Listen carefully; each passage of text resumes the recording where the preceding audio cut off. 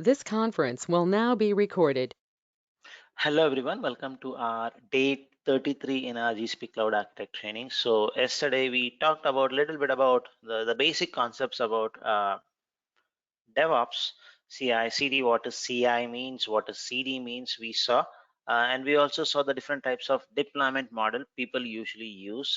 So what we are going to see today is we're going to see a couple of products, one from GCP, one which is an open source product, and see how the CI/CD can be done using Kubernetes is what we are going to see. And we know Kubernetes cluster is going to take around 4 minutes or so roughly. So for this demonstration, we need a Kubernetes cluster. I have not created it already, so I have to create it in front of you only. I thought I'll create it, but we'll use our command line to create it. Okay, so this is going to be the architecture or the flow of components which we are going to use. Good amount of GCP components are going to be used, and one of the main stuff is cloud build, which we have talked about in our Kubernetes class itself. This is going to help us do the build the container and push it to GCR. So we had used it for that purpose. So today we will also see how. So that was basically the CI part, continuous integration. So you do the changes, it creates a container. So that's basically a integration part. Today we will see how cloud build can be also used for deployment also. So you do a deployment to Kubernetes. How do you do that is what we are going to see. So two important components or three important components, I would say, are not three. I would say there are four important components. Repository, cloud source repository, where the code is going to be kept, which is going to be used by the developer. Cloud build, which is going to be a CI/CD service, GCR or artifact registry to keep our containers, and Kubernetes cluster. So these things can be provisioned quickly, but Kubernetes cluster takes 5 minutes or 4 to 5 minutes. So we'll first quickly create a Kubernetes cluster. Make sure by the time we explain this flow, the cluster is ready. So if I go to my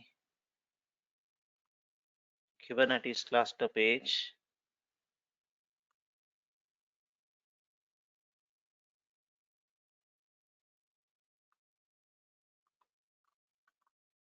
and all the stuffs are documented, folks. So if you go to your cheat sheet, developer and management tools, so the CI/CD demo. So first create a Kubernetes cluster, and the name of the cluster is going to be your project ID itself. It's going to be G1 small and in a region of your in a zone of your choice. It could be a zonal Kubernetes cluster or a regional Kubernetes cluster, your choice. I'm going to make it as a zonal one. I'll put anyway time so that you are aware how long it's going to take. So yes, it is getting created. Now let's go to our architecture and try to understand this. And as I mentioned, this CI/CD, when we are talking about it, two sets of categories of team get involved: the developer team and the operation team. So in this itself, there's some portion which a developer is going to do, some portion which the operation guy is going to do. So so we have to play, just to understand this, we have to play two roles: a developer role for some time and a operation guy role for sometimes. So let me now take the role of a developer. So I'm the developer. I write my code in my laptop.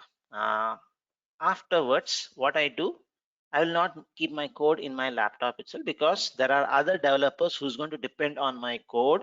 We have to integrate our code, only then it has to go as one single container image. So to do all those things, so I have to have a common repository to keep all my code, source code repository, uh, where basically you keep the content for collaborative purpose, versioning, all those things. So like as simple as a Git repository, any Git repository is possible to use here.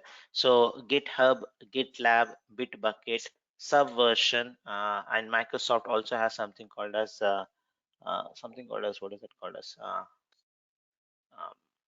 There's something called as DevOps or something, Microsoft Ops or something, Azure Ops, I guess, if I'm not wrong, Azure Ops or something. So every cloud provider and has some kind of a version control system. So in GCP also you have a version control system called as cloud source repository. Instead of this, you can also use a GitHub. That is also possible. So only because it is GCP, I thought let me use a complete GCP product and show you how we can do CI/CD process. So the developer job is only very simple. Only step one, folks. If the stuff is built, the application has been built, he just does a commit. So there's going to be some commit commands, git commit, git git add, git commit, git push. So three commands is what he's going to use to push it. Or if he's using an integrated development environment, IDE, like Visual Studio, oh, IntelliJ, any modern IDEs, he can do this. He or she can do it using the app ID itself, just a button. It's going to do the uh, commit to the repository. That is possible. So basically, he writes code, pushes the code to the repository. That's it. Job ends. Awesome. That's it. Simple. He does not need to do anything extra. That's the cool part of it. So he does this part very well, because even if you hire a new developer, he knows how to write code, he knows how to push it to a repository, a source repository. So for him, there's no change. His job continues to be the same even in GCP. Beautiful. So they don't have any much impact. Now coming to the next part, the moment you push a code, we have to do a continuous integration, right? So whether it is developer 1, developer 2, developer 3, all their code has to be merged in one single repo. So that you can see, once all these people do the change, is the system is going to still work or it's going to break, the continuous integration part. So to do that, what this operation guy is going to do is, he does not need to be every day on a standby mode to do this manually. So he's going to do automation, where he's going to build a pipeline, a DevOps pipeline, where in this case we are going to use cloud build. We are going to use cloud build, where the moment something is committed to this repository, this triggers, the cloud build gets triggered. What it does basically is, it does a docker build, docker push, and pushes it to GCR. Or you can use gcloud build submit and do it. So either way, so basically the moment you push something to the source code repository, you need to build a container image. That is the first task the operation guy is going to do. Once the container image is built, depending on what the person has tagged, so a little bit about versioning, because if you see the examination guide, they also talk, as a cloud architect you should be aware of how a software lifecycle works. So the agile methodology, and also the waterfall model, all those kind of stuff. So having a little bit about a knowledge about how a git repo works is very important. Let me see whether, so it took 3 minutes to have the cluster ready. Git branch structure. Let me see whether I can get an image. Should be there.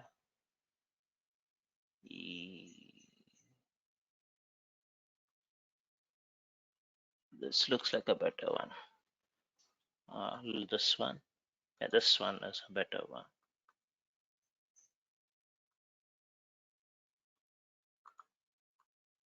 Oh.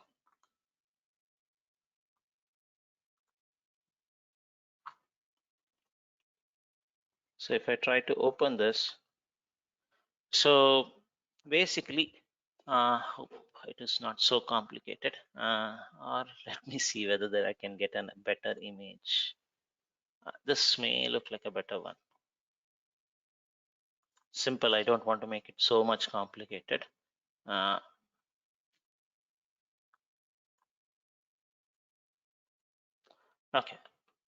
So what usually, if you take the example of a tree, you'll be able to get a very easy concept of this source repository. So this applies to any Git repositories.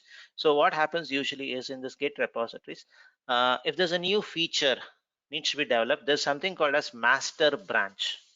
Master branch content is always going to be deployed in production. Now version 1 or sprint 1, whatever it is, so there's a new feature request. So what the developer is going to do is he's going to take a branch out of this master. So check out this up-to-date information of code, create a basically a new feature branch. So he or she starts working on this feature branch. Once everything is done, the feature branch would be merged to master branch. So usually feature branches are usually called as development branch or something. So there's going to be something called as branches, different branch. Master branch is usually in production. Feature branches are going to be in development environment. So that's how usually it works. Based on what the developer, where the developer pushed the code, whether it is to a development branch, a feature branch, or a master branch, what cloud build is going to do is, if it's to a development branch, it is going to deploy the container build into a development Kubernetes cluster. So step 4, so it's going to go to a development Kubernetes cluster. There you are going to see whether your application is going to really work or not. So this is your continuous deployment.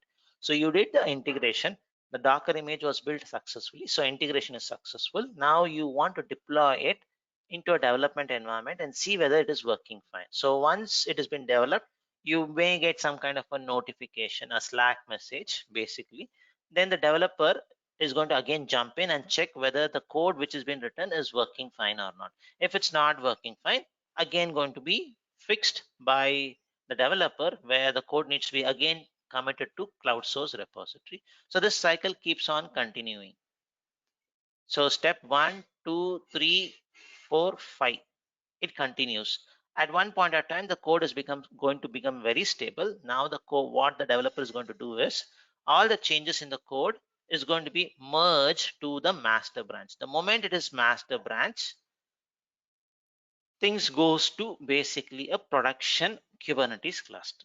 That's it. So the same image is going to work in which got created in dev is going to be built in production environment also, and it's going to be deployed. So this is basically the entire process of a CI/CD pipeline, where you see source repository, cloud build, GCR, Kubernetes engine. Behind the scene, the hidden component is going to be Google Cloud Storage Bucket. So these are the stuffs which you see basically for your CI/CD, and this is going to be very, very important. So this CI/CD here, cloud build, is totally a serverless CI/CD option which you get. So the Jenkins, which we will talk once we do our demo in cloud build, you will see it is going to be a managed one. So unmanaged one. So you have to install it on a virtual machine or on a Kubernetes cluster. So if it's on these kind of compute options, you will have to basically either keep it running always, or you have to stop it regularly. But when it comes to serverless, only when there's a pipeline to be executed, cloud build gets provisioned. Afterwards, it's going to get deprovisioned. And you also get a quota limit, a free daily quota, which is like 120 minutes every day. You can do some CI/CD process, for which Google is never going to charge you. But if it's Jenkins, so the architecture for Jenkins is going to remain the same, exactly the same. Instead of cloud build, we will replace it with Jenkins. And we will write a Jenkins pipeline in Groovy language or in a declarative option, which they have. So that's how it basically works. So this component is the one which is going to get usually changed. So if they want to have, instead of cloud source repository, they want a Git, they can put it. So but Kubernetes now, and if you see, this entire architecture can be based on open source stack itself. You want to use GitHub, good. You use Jenkins, good. You want to use a container which is totally not a cloud specific one, you can use it. Docker Hub, you can use it. Kubernetes, on any cloud you can use it. So this entire architecture is usually based on open source stack of components basically. Here we have used everything which is uh, GCP specific. So let's try to do this demonstration. So I have my Kubernetes cluster, and what I'm going to do is I'm going to build a container image specifically and deploy it into the Kubernetes cluster using our deployment.yaml file. So we are going to do basically a declarative approach to do it, and we will see if a new content needs to be updated or a new message needs to be shown in the website. This time we are not going to do it manually, but we'll see how it can be automated. So last time, if you see, we had to do it multiple times manually. This time we'll see how things becomes automated. One time I'm going to do it in a manual way just to show you or recap how it has been done manually, but how we can automate, we will see it. And all credit goes to cloud build basically. So let's do a small demonstration. So cluster is ready. So if I refresh this, I should see my cluster. Awesome. Now what I'm going to do basically is uh, there is a code, folks, in your module 8 folder. Go download this zip file, which has all the necessary code, the deployment.yaml file, the service.yaml file, and a small Node.js code, and also a code for cloud build. So cloud build, you have to write a small code as a DevOps or an operation guy. So that piece of code is also written. So it's not a great thing. It's a very simple one. I'll also explain you that. So I have already downloaded it and I have uploaded it to my Cloud Shell. For saving some time, I have already done this. So let me show you that content first. What is that content? And we'll do a small change to it and deploy it. So if I go to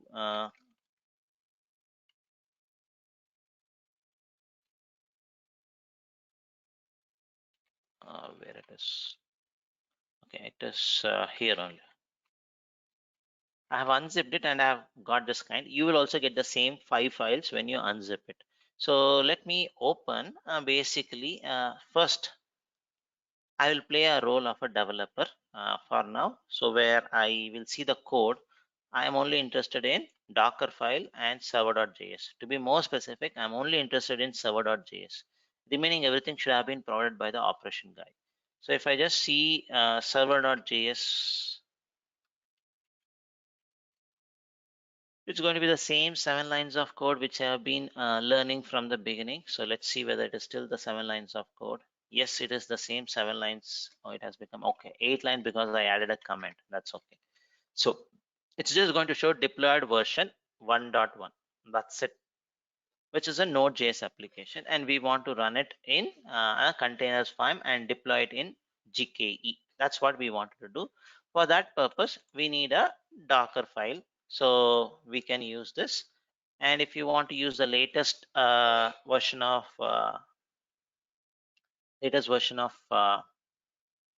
Node.js, you can change it to know the latest version. Node.js 16.1. We can make it more realistic demo with the latest version. Alpine, you know why to use Alpine, because that's going to be the smallest Windows distribution which you're going to get, which is going to make your container image smaller. And the normal stuff, expose port 8080, copy server.js to the container, and run the service or run it in node server.js. This is what you are going to do.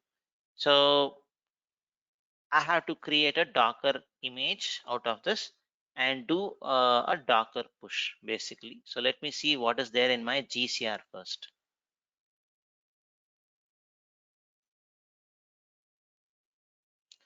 So GCR, we are going to use it today. Cloud build, we are going to use, and cloud source repository, we will also use it. So I'm just going to bookmark it. So if I go to my GCR, I see certain stuff's already there.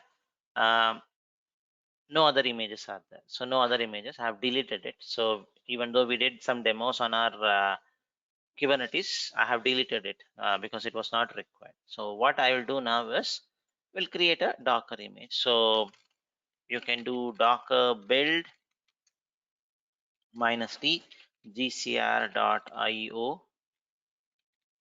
Before I do this, right, So I wanted to show you, we have done this, but just wanted to make sure you recollect it.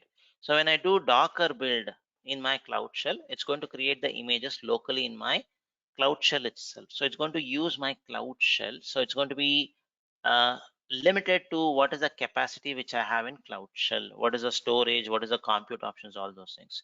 So this is one option. So let me just show you that. Docker build -t gcr.io/dev shell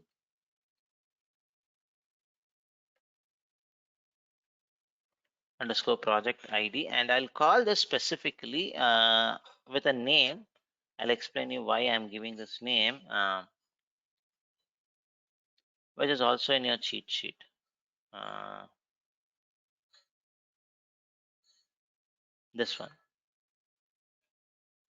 Give the same name. Why? I'll tell you in a minute. Version 1.0 and the current working directory. So it's going to build the image, and once the image is there, if you just do Docker images, you're going to see it. It's going to have all the images in the local system, in this case Cloud Shell. So image is there. So if I do Docker images, we have two images. So 113, which is really an acceptable one.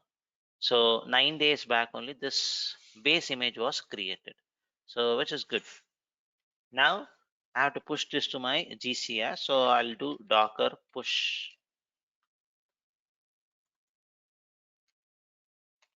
So it will, sorry, my bad. I have to mention the version. So it's going to be pushed, and we should be able to see it in our GCR. So I'm doing this once manually, folks. How long it takes, you will see it by yourself. So uh, to build the image around 40 seconds, to push it around like 20 seconds, 1 minute, and we are doing it everything manually. So wanted to show you the stuff. Now if I go to my GCR, I see that, and I see the version 1. I see the version 1. What I'm going to do is, again, a manual task which I'm going to do. Basically,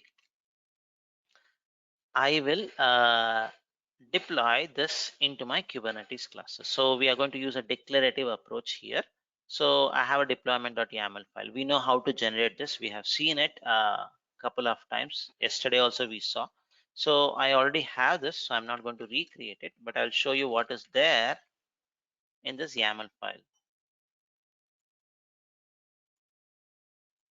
So basically, I create a deployment with the name CI/CD deployment. That's the stuff. It's going to go into Kubernetes default namespace. How many replicas you want? So I can make it as basically 3 should be good enough, because we have 3 should be good enough, 3 replicas. So I also have this strategy rolling update, and why I named my image as CI-CD-image was, in my deployment.yaml file, I gave that name. That's it, nothing else. So under my container specification, I have mentioned my project ID.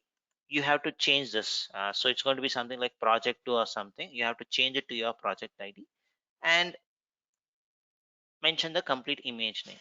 That's it. It's going to work. And you have also mentioned the resource limits which you want to put. Good. So that's our deployment.yaml file. And going to our service.yaml file, it is going to be a service of type load balancer, so that I will get an external IP address. So these are two things which I'm going to do now. So what I will do now is, if I do kubectl get nodes, because we created in the Cloud Shell, so the context or the config file of Kubernetes is there, so it is going to get me the details. It's good. Now I'll put a tab. We'll run our kubectl commands. Kubectl get deployment, get my pod details, and get my service details. So it's going to show only this much, the default cluster IP, which is going to be there. I'll run this in watch mode just to keep a monitor of what's happening. Now, what I'll do is I need to do this deployment. So there are two files. So either you can do kubectl apply -f deployment.yaml, and afterwards you do kubectl apply -f service.yaml, or if you want to run it in one single command, you run it like this. Another option. So let's run this, which is going to deploy our container and also expose it as a load balancer. So done this. So containers are getting created and the service is also getting created. Look for this pending and look at the status. So two pods are up. All the three pods are up. So only thing is we need to wait for this external IP address. Let's just wait for this external IP address. Once it comes up, we'll just access it.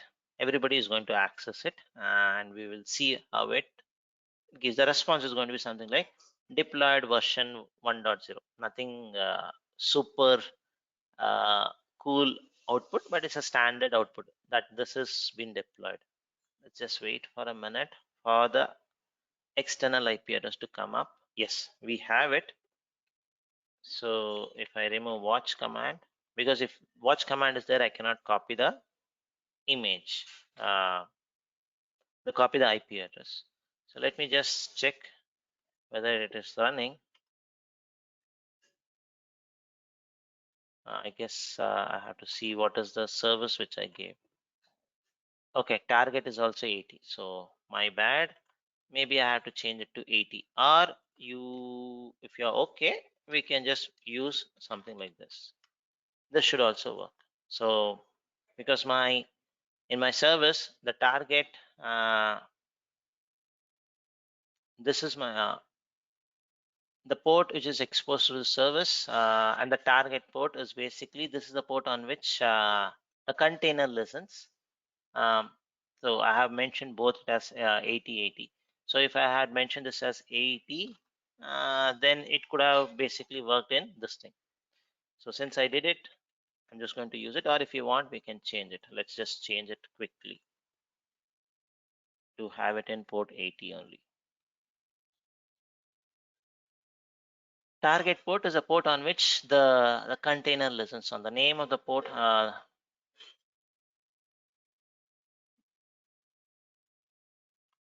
let me just change it one more time. So if I run this again, it's going to say no changes to my deployment, but there's a change in my service. That's what it's going to say. This is one of the cool features of your uh, declarative approach. So no changes to deployment, but service is changed.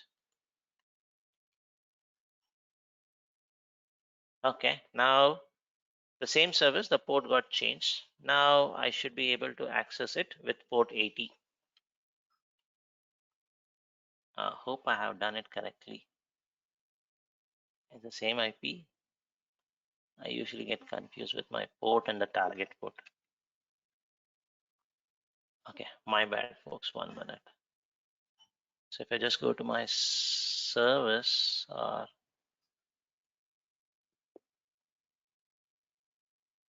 is it the other way? I got confused. Target. If I go to my load balancer, sorry, workloads, create a new service. Okay, it is working. Okay. Check it, folks, whether it is working for you also.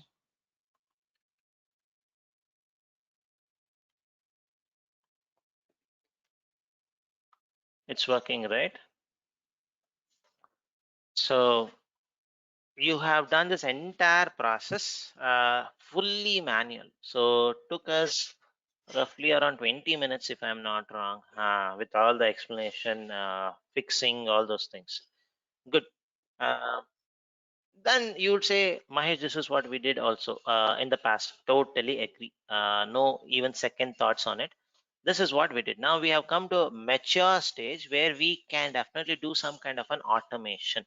So you just played only with GCR and Kubernetes, and that's the reason you are doing this much of long time. It's taking long time. What we will include is we will include these two components, folks, which is going to be the magic sauce to make this entire stuff in an automated fashion. So first of all, you have kept all your code only in your cloud shell. What if your cloud shell gets crashed, accidentally you delete something? To do all those, to avoid all those things, better keep your code in a repository, source repository. So in GCP, you're going to get something called as cloud source repository, CSR.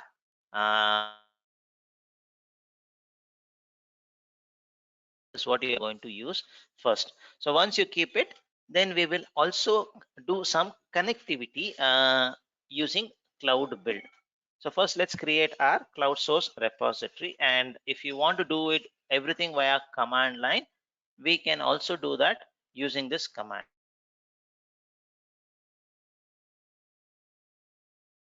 I guess for a short time there was a small glitch. So what we are going to do is, currently the code is all in our cloud shell only, and we are playing around with it. So if our cloud shell is corrupted or something goes wrong, it's not a good practice. So if you take the same example, instead of cloud shell, if you do it on your laptop, and if your laptop crashes, all your code is going to be lost.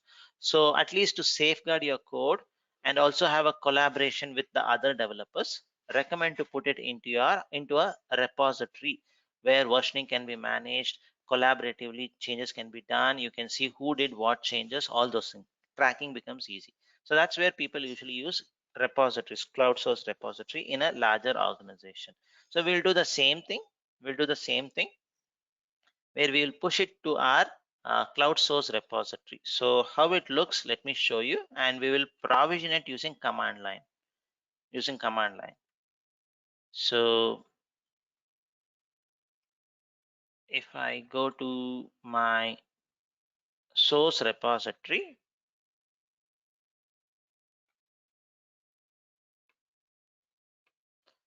so I remember we had created once the GKE configuration. So when we were doing the declarative approach, we had created the repository. So we had committed few changes. So that is there already. All repositories.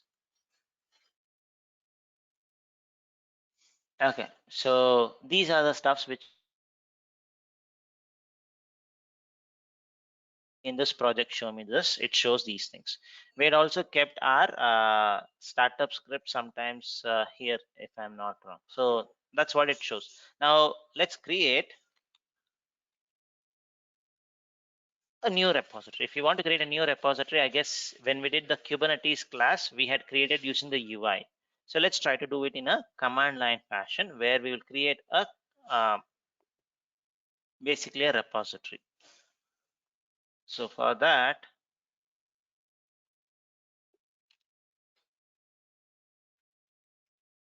I'll use this command.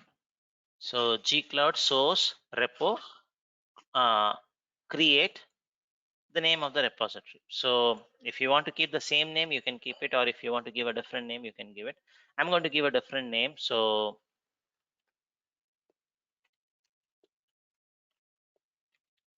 I'm in my home directory. So what I'm going to do is gcloud source repos create, give a name. So let's give it as batch 6.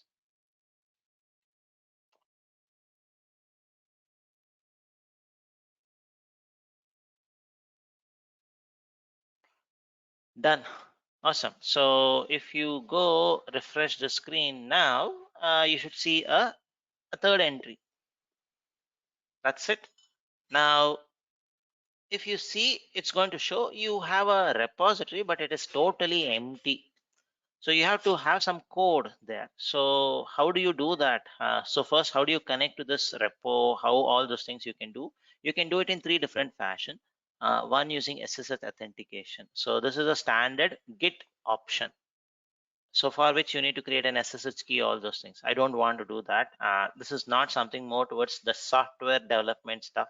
So we want to do something very easy. I'm going to use the second option, which leverages more about GCP.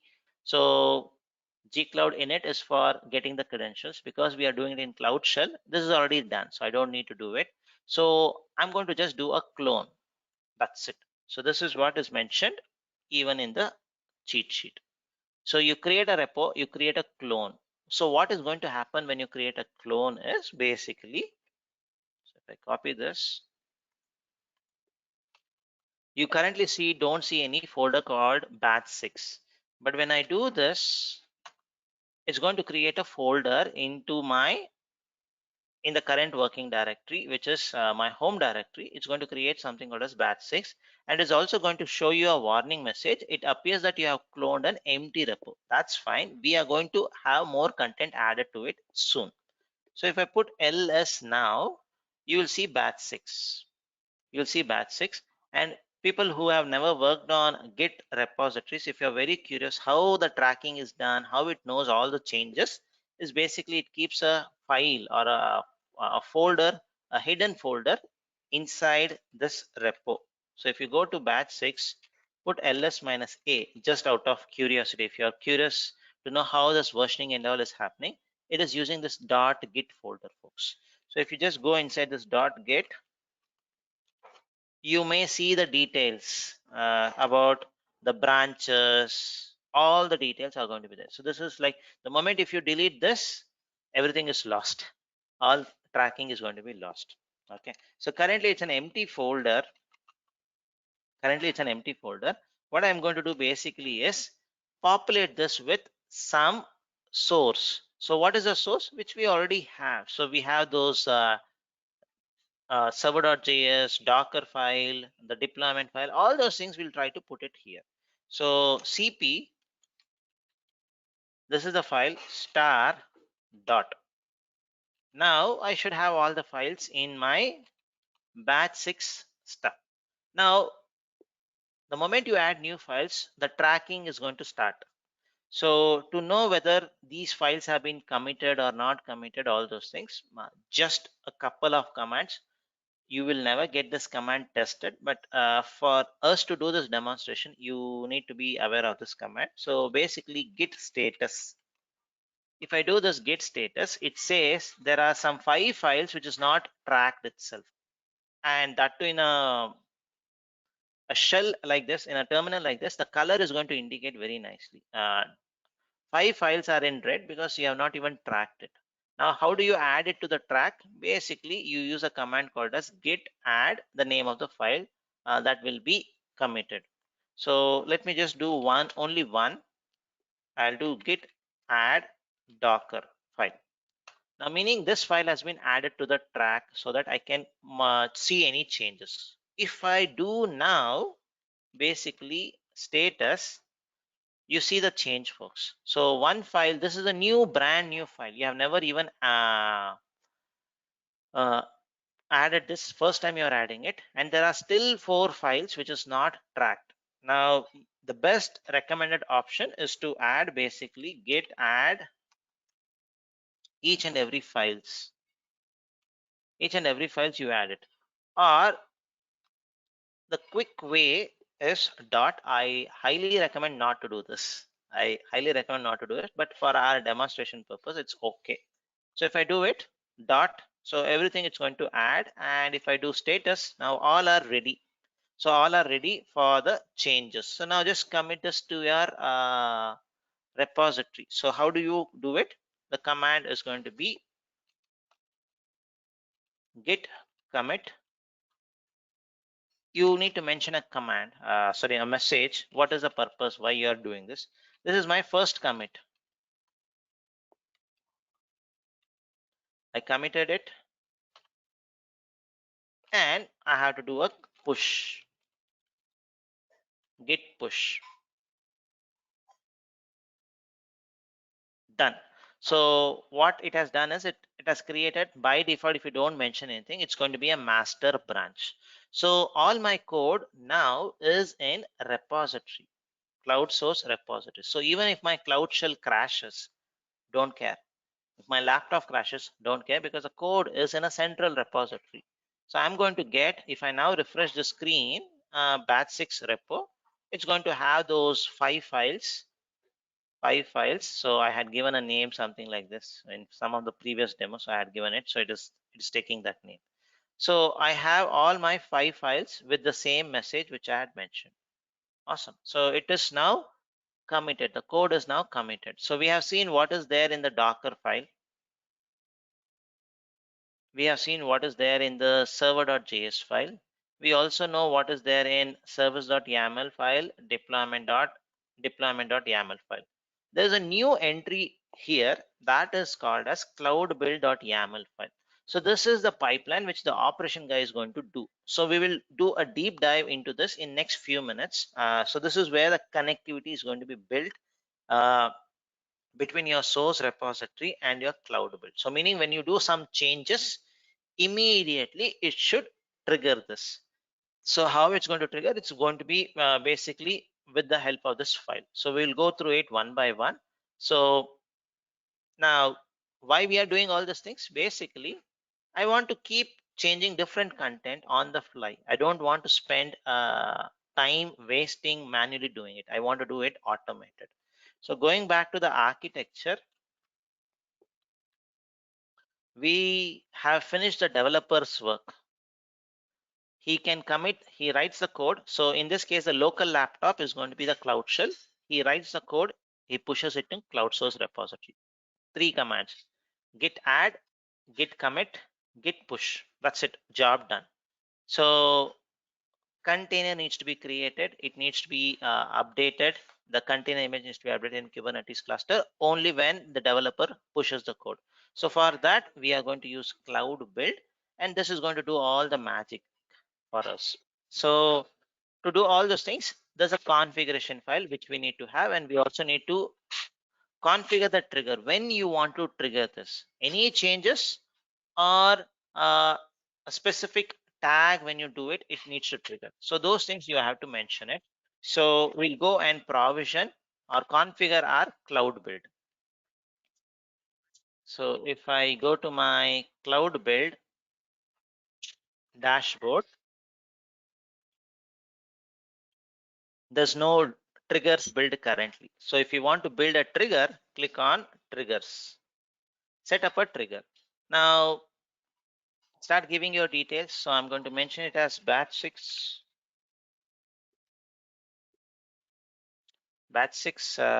cloud build trigger. Then you are asking, this is the event, folks. This is the important part. So repositories event that evokes the trigger. So when you push to a branch, what you did just now was basically a push to any branch. So if you do git push, this is going to get triggered. It's going to get triggered. That is the key part. So we wanted that kind of a trigger only. And there are other few options to trigger called as push a new tag. So in git, there's a concept called as tagging. You can tag a specific commit. Only when the tag exists, you can do the changes. So sometimes, usually if it's a dev environment, they will tag it as dev. If it's production, they are going to tag it as production version, something of that sort. And you also have one more option called as pull request, which is only available if you use GitLab as a repository, not as your cloud source repository. So these are the various triggers, or also you can also have a manual invocation. So you can manually go and invoke it, or you can send a pub/sub topic. This is a new feature, actually. I was not aware. So this is newly added. So you send a pub/sub message, immediately it can be triggered, or a webhook. So we are going to use the default one. Any commit to a branch, it's going to do it. Now you mentioned the branch. Now what is a repository? Let me know the repository. So if I click on this, you will see the repositories it is available. Or if you want to connect to a new repository, you can click on this. It's going to also show what are the various repositories available. So it supports GitHub. Basically, Bitbucket is in beta. Soon it's going to come. Or you also have the legacy one, legacy Git. And by default, it's going to be cloud source repository. So now if you ask me GitLab, does it support? Currently, it is not going to be there inbuilt. So subversion not supported. So, and what else? So these are the popular ones. So GitHub is supported basically, and cloud source repository. Big bucket is coming soon. GitLab may also come. But I myself have done 2 implementations using GitLab itself. You have to do some extra work, but possibilities are there. So I have done it, so I know it works. But basically inbuilt feature is not there. That's the thing. So if you want, you can do it and authenticate it. So if you want to have a GitLab stuff, now since we have our stuff in our cloud source repository, which is a GCP product, I'm just going to use that. Then you select which branch. So there could be different branches. Now if I go here, you see this is your repository and this is the master branch. So I don't have any other branch except master. So what I'm saying basically here is, if somebody does a push to master branch only, this trigger should be called. Now when this trigger is called, what are the activity you should do? You have to tell me, only then I can know. Now I will trigger when you push it, but what is that I have to do in this trigger? Any activity, tell me that. So that part is what you are going to mention it in a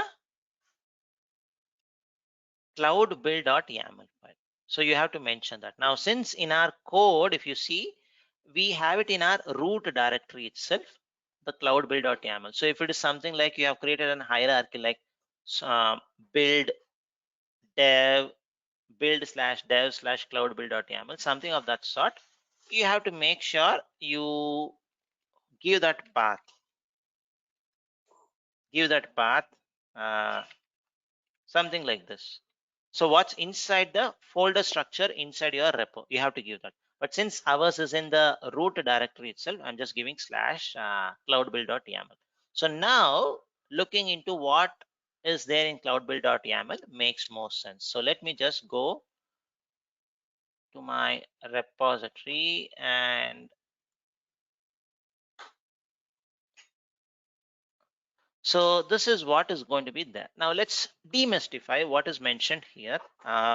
Looks very messy, but once you see it, it's going to be so easy to understand. So basically there's going to be something called as steps uh, in cloud build. What is the first step? Now one thing which you need to understand is this cloud build is a compute engine, folks. Literally a compute engine which you cannot see it in your project. It's going to be created in a tenant project, which is going to be created in GCP's tenant project, where you can mention what should be the compute option, whether you want N1 standard or you want something better. By default, it's going to be N1 standard 1. Now, if it's a new virtual machine, it should have some necessary details, what and all needs to be done. So in your cloud shell, you were able to do Docker build, Docker push only because you had the actual code, right? You had the actual code. So the code was already there. So, but for cloud build, the code will not be there. So what it is going to do is, it's going to do basically clone the repository from your GCR or from your GitHub or from your Bitbucket. So git clone the URL to clone it. Now, what is this pattern basically is, Google has created good number of builders, cloud builders. So one such builder is Git. One such builder is Git. So you use this and do it. And if you want to know the complete set of builders, you can just go to cloud builders, or it's better to search GCP cloud builders. What are the available builders? So these are the supported builders. What we are using is Git, and this one gcr.io. What does that mean? Basically, it's nothing but a Docker image. So the cloud build provisions a virtual machine, and it's going to pull this image from a Docker register from a cloud source, sorry, from a container registry, get the git installed, then it's going to do the clone. It's going to do the clone. The code is now going to be available there. Once the code is there, we need to do, we did what we do docker build minus t, and we did that, right? The same thing is what you are going to do it here. Docker build minus t gcr.io, your project id, your container name, your version name, dot. What and all you did, you are putting it in the command form here. After you did docker build, you did docker push. So docker push, so each, it's going to be spaces are going to be comma separated here. That's it, simple. Now done, push it. So this part, 3 steps, is basically your continuous integration. So if I just do this, my container image is going to be created. Now you may ask why we are not mentioning the project name details here. I have parameterized it. I don't want to hard code it. So at the bottom, I'm going to do some substitution, replace it.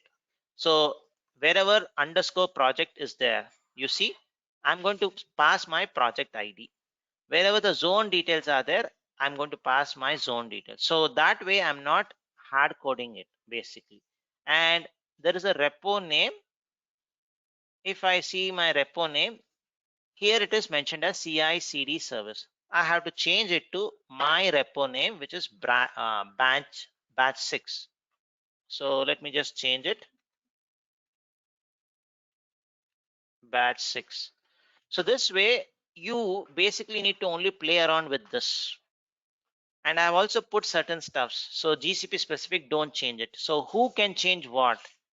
Basically, we are giving a small guidelines here. As a operation guy, basically, you can change these things. DevOps guy. As a developer, only you play around with this version. If it's more of an infrastructure, all those things, you can change this. The small guidelines there. That's it. So once you have your Docker image pushed, you can see whether a Docker image is successful or not. So if it's successful, the continuous integration is all good. Now, only if I deploy it, I will come to know whether it's really working or not. So I need to deploy it to my Kubernetes cluster. Now, recollect your uh, commands which we had used. So I had also mentioned this command is very important from the exam perspective. Imperative command, kubectl set image, the name of the deployment, the name of the container, what is the version you want to use, the container image, and there's going to be some environment variable, which zone it is in, what is the name of the cluster. You just give those details. When I do this, my container image version gets updated. So I'm using a basically an implied uh, implicit approach uh, instead of using a declarative. So you can use this as an enhancement to convert this into a declarative approach also. It is also possible. But again, wanted to highlight that this command is going to be really important from the exam perspective. So that's it. So when I do this part, it's going to be basically a continuous deployment. And all the substitutions, you are going to do it here. So the name of the deployment details are there. So if you want to know where I got this, if you go to your deployment.yaml file, look at line number 7. I got this from here. Then name of the container, if you go here, line number 25, name of the container. And the remaining stuffs, the image we know. So version is what the developer is going to keep changing it. So the developer going forward, he's going to work on server.js absolutely. He's never going to touch deployment.yaml because it's a Kubernetes stuff. He may not know it. He may not touch service.yaml because he does not know it. But what we ask him is, whenever you create a new version, please come and change this, something like this, so that a new container image is going to be created. So this is an extra task which he has to do. And this can be also automated. Possibilities are there with, if you just use some commands like sed and all, sed in Linux, it's going to work basically. You can do it. But for now, I have kept it very lightweight, so not too much of automation. So going forward, I'm asking the developer only to just put change the changes, whatever he wants. You can also add this line. This is version 1, version 2, which you are going to deploy. And that's what you need to do, nothing else. So because you have already built the trigger is there in your cloud. So you have already configured it. You just need to click on create. Once that you do it, it's going to be, the trigger is going to be watching any changes. It's going to immediately do it, and it's going to automatically deploy the stuffs into my Kubernetes cluster. So all the steps are mentioned in my cloud build.yaml file, and this is going to be built by a operation guy, not by the developer. And the operation guy may seek your guidance as a cloud architect sometimes with respect to the roles, all those details. Okay. So let me click on create.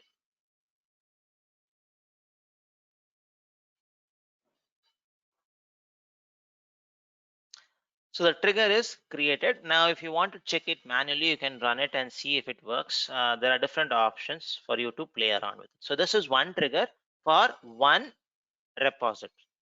Done.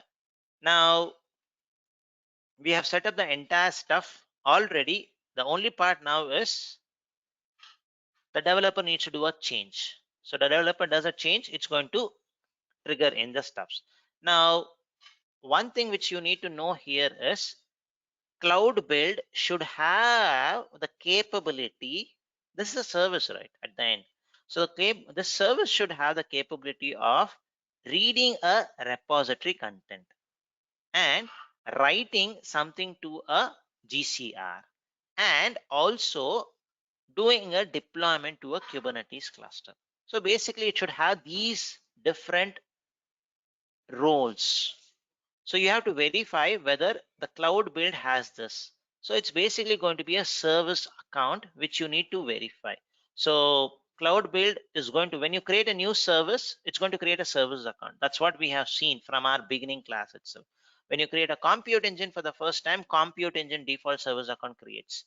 Kubernetes, it creates one service account. Similarly, when you created cloud build, not now because we created it in our Kubernetes class itself, it creates a service account automatically. That service account should have these capabilities: reading from a repo, writing to a registry, and deploying it to a Kubernetes cluster.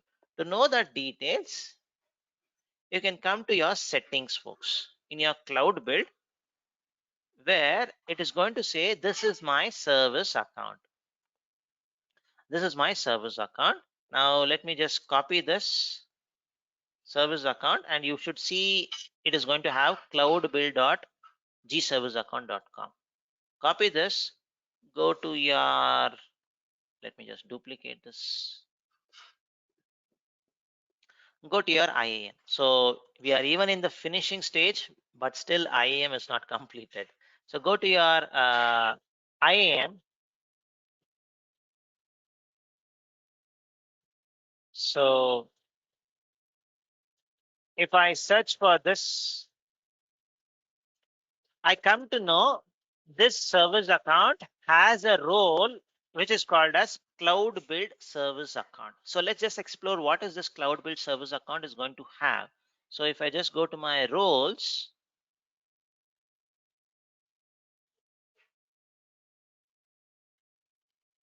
cloud cloud build service account, this is the role, right? This is a role. So if I click on this role, I want you to spend a minute here and tell me what are the stuffs which it has. You can do it on your laptop also if you have a this thing, and tell me it has 39 permissions. What are the stuffs which it has already? So reading it from a repository. So does it have the capability, folks? Read from your cloud source repository. Does it have? Yes, no.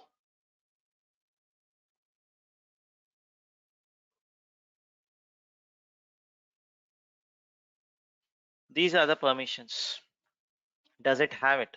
Or to be very specific, source.repo. These are the stuffs. Does it have it? I would say yes, it can read the details of the repo. So can it write something to a Google Cloud Storage bucket, which is nothing but going to be basically your GCR? Yes, it can. It can also create buckets. That's what it indicates. Does it have anything related to Kubernetes or containers dot something? Currently, no. Currently, no. So basically, when you create a cloud build serve service enabled, the API enabled, it is going to have implicitly uh, access to the repository and option to write it into container registry. But and also it has the latest artifact registry setup also. It can write to artifact registry also. But what it's not going to have is write something to a Kubernetes cluster, write something to a compute engine, write something to a basically cloud run app engine. It's not going to have it. You have to go and give it explicitly. So currently it has only one role called as cloud build.service account. Now either you can click on edit and give more roles to it, or you can come to your cloud build itself. You see these built-in services which it says.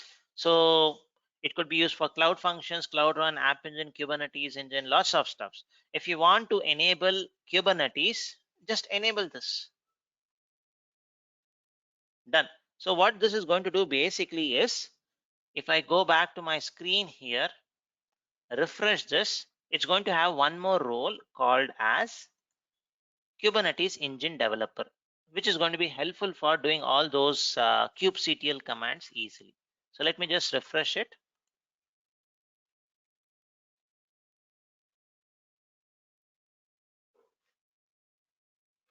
So IAM will never be complete. It's always going to be there. So you see it, you have a second role, meaning so from my cloud build, I will be able to write or update my Kubernetes cluster because I have the necessary role.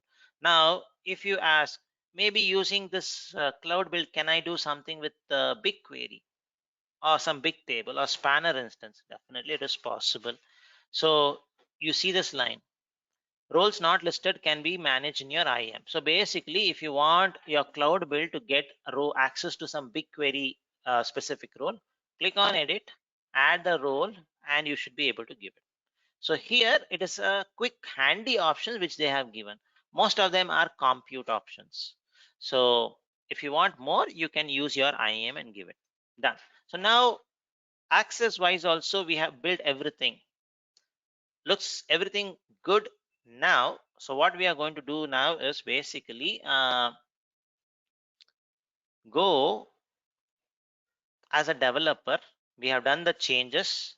We have also done the changes to our version. Now what's going to happen is when I do a docker git add, git push, commit and push, what it's going to basically do is, first thing, a new image is going to be created, version 2.0. Once that is done, it's going to update my image, Kubernetes image, and it's going to show basically deployed version 2.0 cloud build in action behind the scene. And these are all are going to be done because there is going to be a new job or a trigger which would have been occurred in my cloud build. The last time which we did the build was in May, I guess.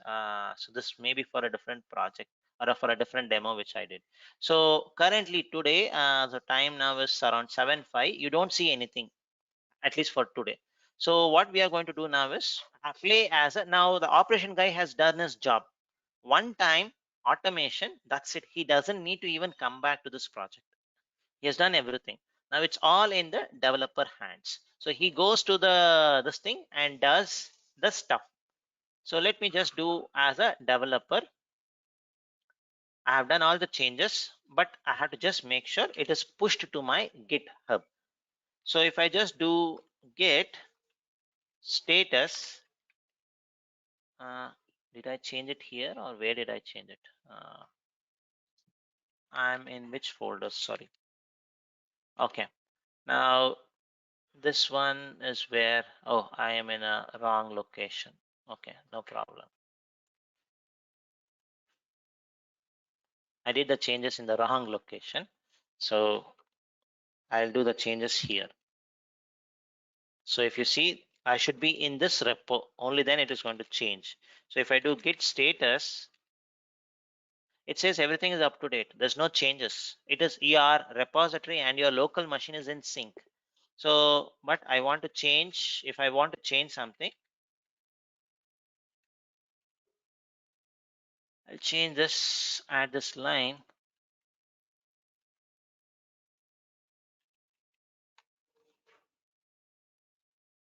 So version 2.0 in action, and would have already conveyed it. The operation guy would have already conveyed this. Whenever you do any changes to your code, please add one more step. That step is maybe a documentation or something can be supplied, where you are going to say in cloud build, basically make sure this is changed.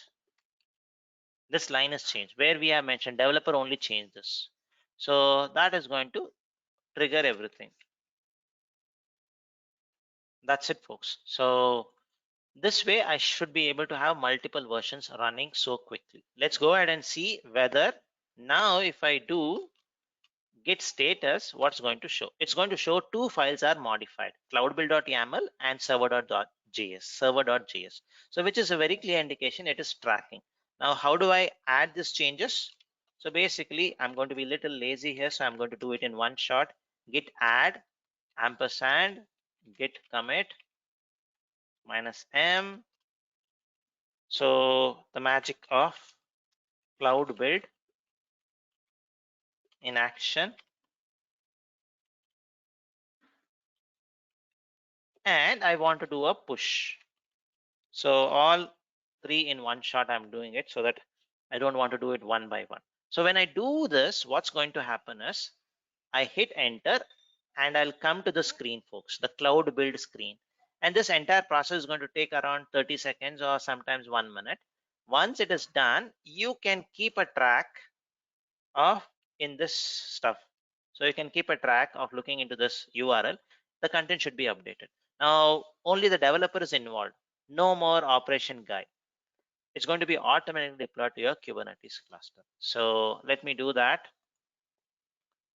Hit. Now let's wait for this screen to refresh. Usually this screen auto refreshes is my understanding. Yes, you see it. The time now is 7:09. So it shows it has been started. Now if you see the details, it will come to know what is happening. Unfortunately, it has failed. That's okay, we will fix it. So it has failed. So if I click on this, it says the cloning itself did not work. Why? Because it was trying to clone something called as batch 6, but it is showing batch. Okay, I made a mistake. I did not mention batch 6. That's fine. So let me again go ahead and do this changes. So I have done this change. Now if I just do git status, only one file is modified. Uh, looking into a GCR, because even the first step it did not even work, so no changes to my this thing. So nothing has happened. Let me run it again. My changes is going to be pushed and it's going to trigger my cloud build. Done. Let's wait for in our cloud build the new one. It just started at 7:10. So if you are curious to know what's happening inside, you can click on it. It's going to show step by step or stage by stage. So it's going to show there are 4 steps. One is cloning, the second one is Docker build, the third one is Docker push, the fourth one is kubectl set image. So let's wait whether it's going to finish it or not. So it's going to show you the complete details. Looks like it is updated.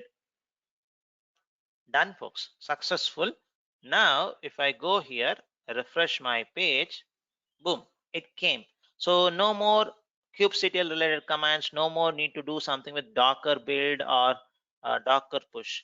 It's all now easy by the developer. So the developer goes and does the change. It's going to rock. So let me do one more time a demo quickly to show how easy it is. So the developer comes, rocks. I can now deploy my changes very easily. So that's it. I'll change this for easy identification purpose, and I do only this change. That's it. Now all in developer mode only. Done. Go to your cloud build. You should see a new build process is going to trigger, and it's going to deploy the changes. So it's not even showing. Yeah, it started. So it has started. So 25 seconds only the build process took. I told, right, cloud build is going to give you basically 120 minutes, basically 2 hours every day for your build process. Meaning this 25 seconds is going to be part of that free quota or free tier. Meaning I'm not even paying anything for my cloud build process. So it's totally free. So totally today I have spent roughly around a minute only. So still 119 minutes are left in my quota. So if you're an organization who's going to do something like this, uh, only 2 hours aggregated, cloud build is really a cool choice which you can use. So you get a CI/CD totally free for your deployment purpose. So now let me just go to here. Done. So it is working so beautifully. Now if you say how do I roll back, if I were to roll back, you may need to involve the operation guy. So where you want to roll back or try something different, so you can also roll back using a slightly a different approach. I can show you that.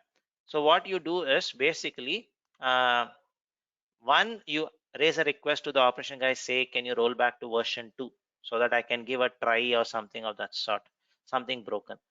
Or if the person is busy, what you can do basically is, if you had understand this stuff how it works, basically whatever is the version, it's going to apply here. It is going to apply it here. What you will do basically is play around with this itself. Simply make it to a rollback option. This is a little crude way, but this is going to still work. So the best way is to reach out to the operation guy to roll back. But if he is busy or the team is busy, you just do it yourself. Change the version, downgrade it. What's going to happen basically? Why I told this is not recommended or it's a crude way is here it's going to create one more container image called version 2.0, and this will become anonymous, or it's going to have hyphen, no name itself, no tag itself. So you are going to have two images, so it's going to incur cost. Basically. So that is something which you want to avoid. So if you directly inform it to your operation guy, he may do it in a better way, just rolling back, because the image is already there. But if you still want to do it programmatically, this could be an option. And if you want, you can fine tune this. So when I'm rolling back, don't do some kind of a logic can be done where you don't create a Docker image when I'm doing a rollback. Basically, you can do it. Now I'm here. I'm going to just use this simple change and again commit it. Only one file changed. Let's see the build process. The process is started, and it also shows you the complete details, folks, who did what, when, why, what happened, everything. So because you just see this commit ID, this is from your source repository. Now everybody can track what the person has done by just this ID. If you click on it, it's going to take you to basically your cloud source repository. It's going to say what you did, who was the author, what was the change. So if you go, it's going to show that complete details. This person changed from version 3.0 to 2.0. Trackability is very easy. It's very, very easy. So now build is done. If I go to my Kubernetes, refresh it, it shows previous version. So you were able to roll back. That's good. But the problem is basically you would have created a new image, a new image. So this is not recommended, but if you want to have something previous image rollback, you should not build a new one. So I just showed you how this works basically. Okay. So this is something which I wanted to share basically with your CI CD process, folks. Uh, could be where can I see the tracking? Where can I see the tracking? So if you go to your cloud build, it's going to show a commit ID. So this commit ID and the output which you see is going to be the same. So when you do a cloud, when you commit it, right, this is going to show this ID. This is from your repo, cloud source repo. This is the ending with 0f. If you go to your cloud build, you will see the same commit ID. So just click on this. It's going to directly take you to the cloud source repository to do the tracking. Or you can directly go to your repository, look into your commits. It's the same thing. So if you look into the commits, it's going to show you it. So basically the tracking is there in your cloud source repository, Kumar. Hope that answers your question. So if you want to see it from your cloud build, you can just click on this hyperlink. It's going to take it to you. So that way you know who did what, when, all the details are going to be tracked. Mahesh, yesterday you said when we are deploying, we can mention track equal to stable or something so that it will, where I can see that track equal to stable. Track equal to stable, that's basically a label which you're going to put it. So if I just go back here, that's in your deployment.yaml file. So if I just go here, so here, this is your deployment file. So where you're going to have a label. So you can mention that. So different stuffs you can mention it. So here in our deployment.yaml file,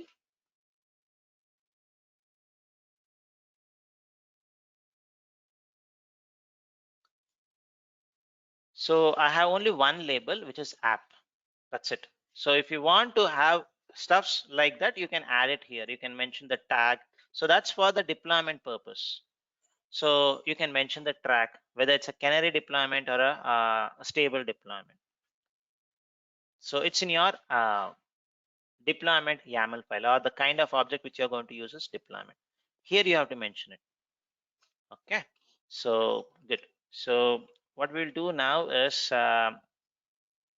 we'll take a 10 minutes break. Once we come back from the break, if there's any question, we'll answer it. Then we'll move to the Jenkins part of it. We'll not do a demo on Jenkins because I don't know Jenkins. So, but I'll show you a screenshot how it works so that you'll get an idea. So the whole part is replace this component with Jenkins.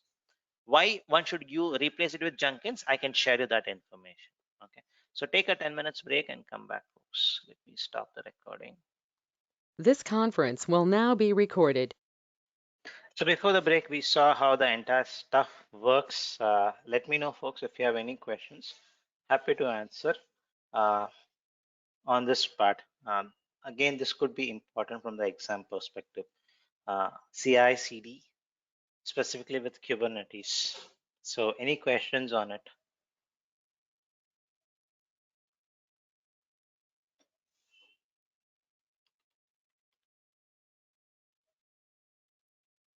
Okay, no questions. Okay. Small information which I wanted to share here is the demo which has been done is a very basic version of the demo, is what I would say. And may not be all the best practices used. So the heart or the main part in this demo is cloud build.yaml file, and you can make it more sophisticated if you want. Basically, like these two steps. if I were to take it off and if I use gcloud command, it's going to be better. For example, let's just try to do it. Slight optimization. I'll just hint you towards it so that you know how this sometimes, right? Now, this is where a cloud architect like you is going to play a major role. Now, if it's he is an operation guy, he knows Dockerization, all those things, he will do the standard way like this. So you're going to help him out to have this specific command, and he's going to do the remaining stuff. This is good, and this is the standard way everybody does it. Now, what we will do is we'll see how basically a cloud architect can give better stuffs. So now I'm going to comment this. What could be a better option, folks, to do the Docker build and Docker push in GCP? What's going to be the better way?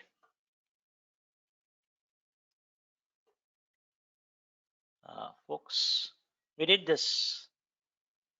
What's going to be the best way? The best option could be using cloud build itself. So something like, to know the build tools, because it's going to be gcloud builds submit -t. That is a command, right? So if you see, remember the command, or if you go to your cheat sheet itself, you should be able to see in your Kubernetes class cheat sheet. So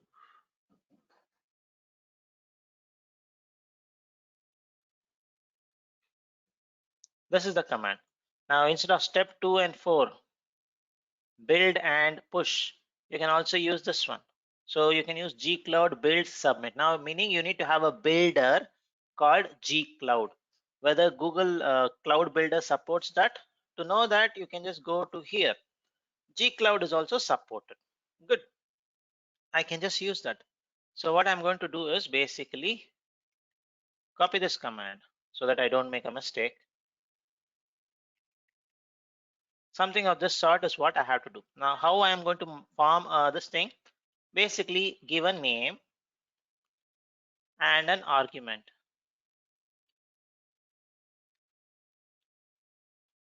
So the type of builder is going to be gcloud. And what are the parameters you have to pass? Builds. Okay. Then the next command is submit. Done. -t. Okay. Then gcr.io, project ID, the image ID, the version. You don't need a dot. That's it. Now it is a better option. So it's a better option. So now we are slightly, this is more GCP specific, which we are trying to do. Good. Let's give a try whether this is going to work. I'm going to make it as version 4 and version 4 deployed.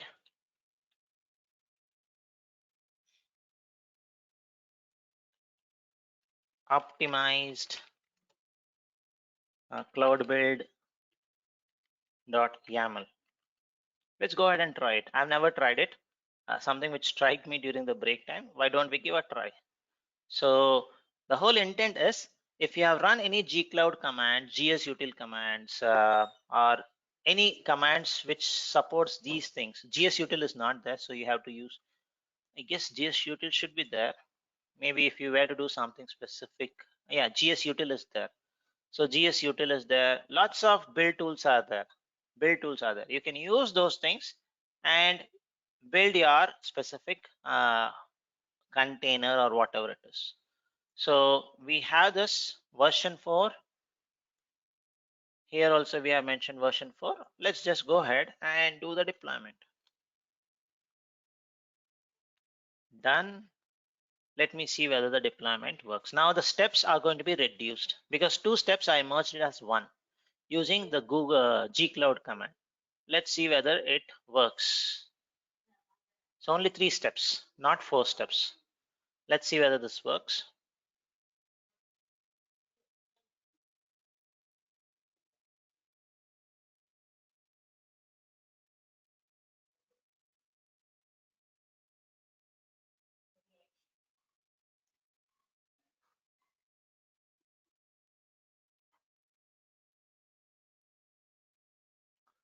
Container build is what it indicates. Looking at this, version 1 deployed, done. So it's going to turn green. Now if I go, awesome, it worked. So I optimized it, and the highlight of this optimization was in your cloud build, you use one more cloud build. So how? I'll show you this. If I just go one level up, you see this, folks. This was the version which you committed. So ending with 9888. That was the build, the commit version. This triggered one more build, which was basically you were doing G Cloud build submit. So from your cloud build, you created one more call to your another cloud build stuff, basically. So it took totally 50 seconds or totally 60 seconds. Maybe if you feel this is not a good maybe looks like this is not optimized because it's taking more time. So total time which I took was basically, that was the same thing, not much big deal. So what has happened here is it took almost like 60 seconds. But other things, if it is on the same cloud build instance itself, if I do the Docker build, it could have been much faster is what it indicates. So think of it. Uh, Sometimes if you need a maybe if you can provide a powerful system, it could have done it faster. So but options are possible. Options are possible, may not be the optimized way, but the whole intent was to show you how you can build more sophisticated stuffs, more sophisticated stuffs. And maybe a room for improvement further can be, you don't want to use the imperative way of doing it, kubectl set, all those things. You may comment this out. You can just go with something called as the declarative way, kubectl apply -f deployment.yaml file, something of that sort. You can do that way also, but make sure you use some commands like sed or anything which basically changes the YAML content. Because if you have deployment.yaml like this line has to be replaced, or this tag has to be replaced basically dynamically. So for that you can use commands like uh, so you can use, there is a option here. mm, there is a specific build tool which you can use called as wget a batch. There is a Ubuntu or something. There's a small instance which you can create and you can run it there. Options are there. I have seen it, not able to get it. Or maybe it's a community one. 1 minute. There are some community build tools also available. So not supported by Google, but community has built it. So you see n number of tools. Basically, these are all container images, folks.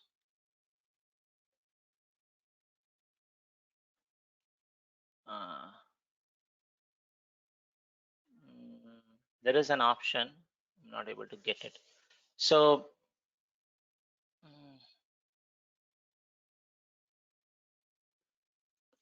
remote builder. So this is another thing which you can do, where what's going to do is basically when you start your cloud build, previously it was called as container build, it creates a virtual machine, a temporary virtual machine. Inside that virtual machine you do all the activity. So some specific customized requirement. Cradle, yeah, you can use it. So the whole purpose I wanted to do, so Cradle is going to be for more for Java based applications.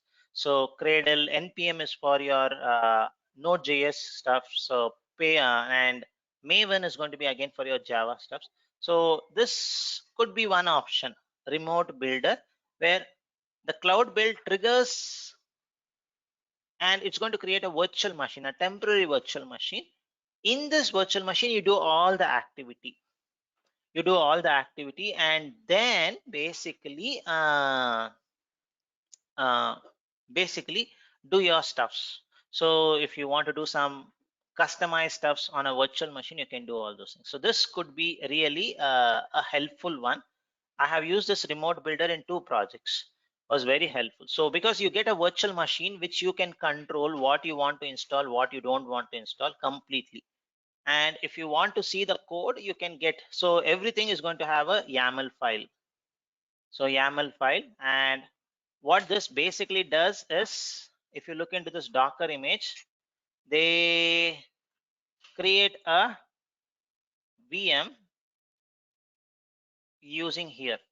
So they create a virtual machine, gcloud compute instance create.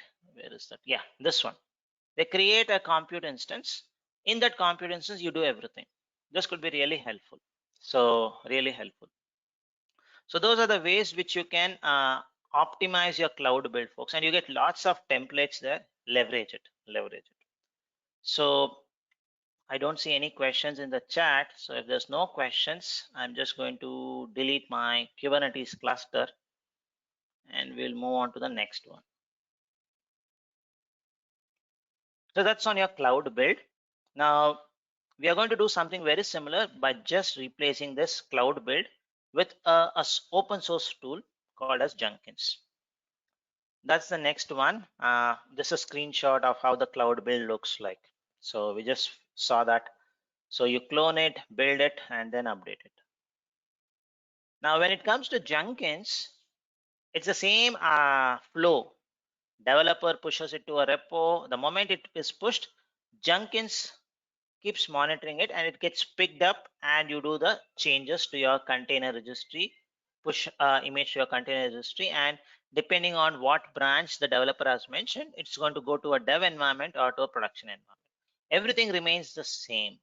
So only thing is that you are bringing a new component. Now Jenkins, now assume none of you have worked on Jenkins, but you need to provision Jenkins on GCP. What could be the best option which you can use, folks?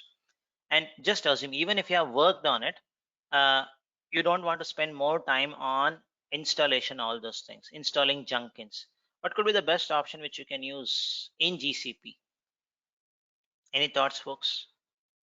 I want to have a Jenkins instance up and running. Yes, Mangesh, that's absolutely correct. Anybody else?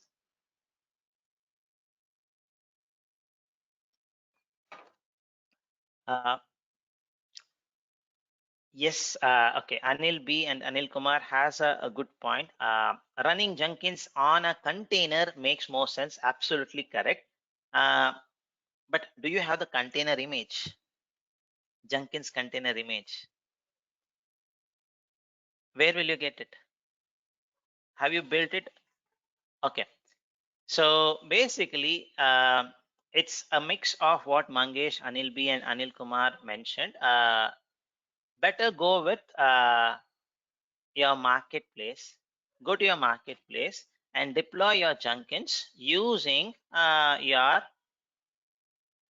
marketplace option. So if you go to your, from your Kubernetes page, if you click on marketplace, it's going to show you a filter put on Kubernetes apps. So now if you click on Jenkins, you get this option. So yeah, so you just go to your Jenkins here, and you should be able to basically deploy this on a Kubernetes cluster.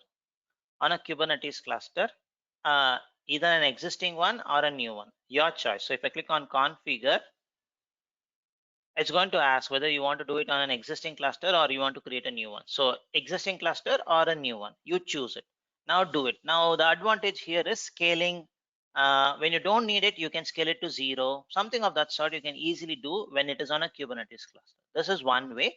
Or definitely you can also install it on a virtual machine. So if you do it on a virtual machine, you have to make sure you handle when to stop it, when to start it, all those options.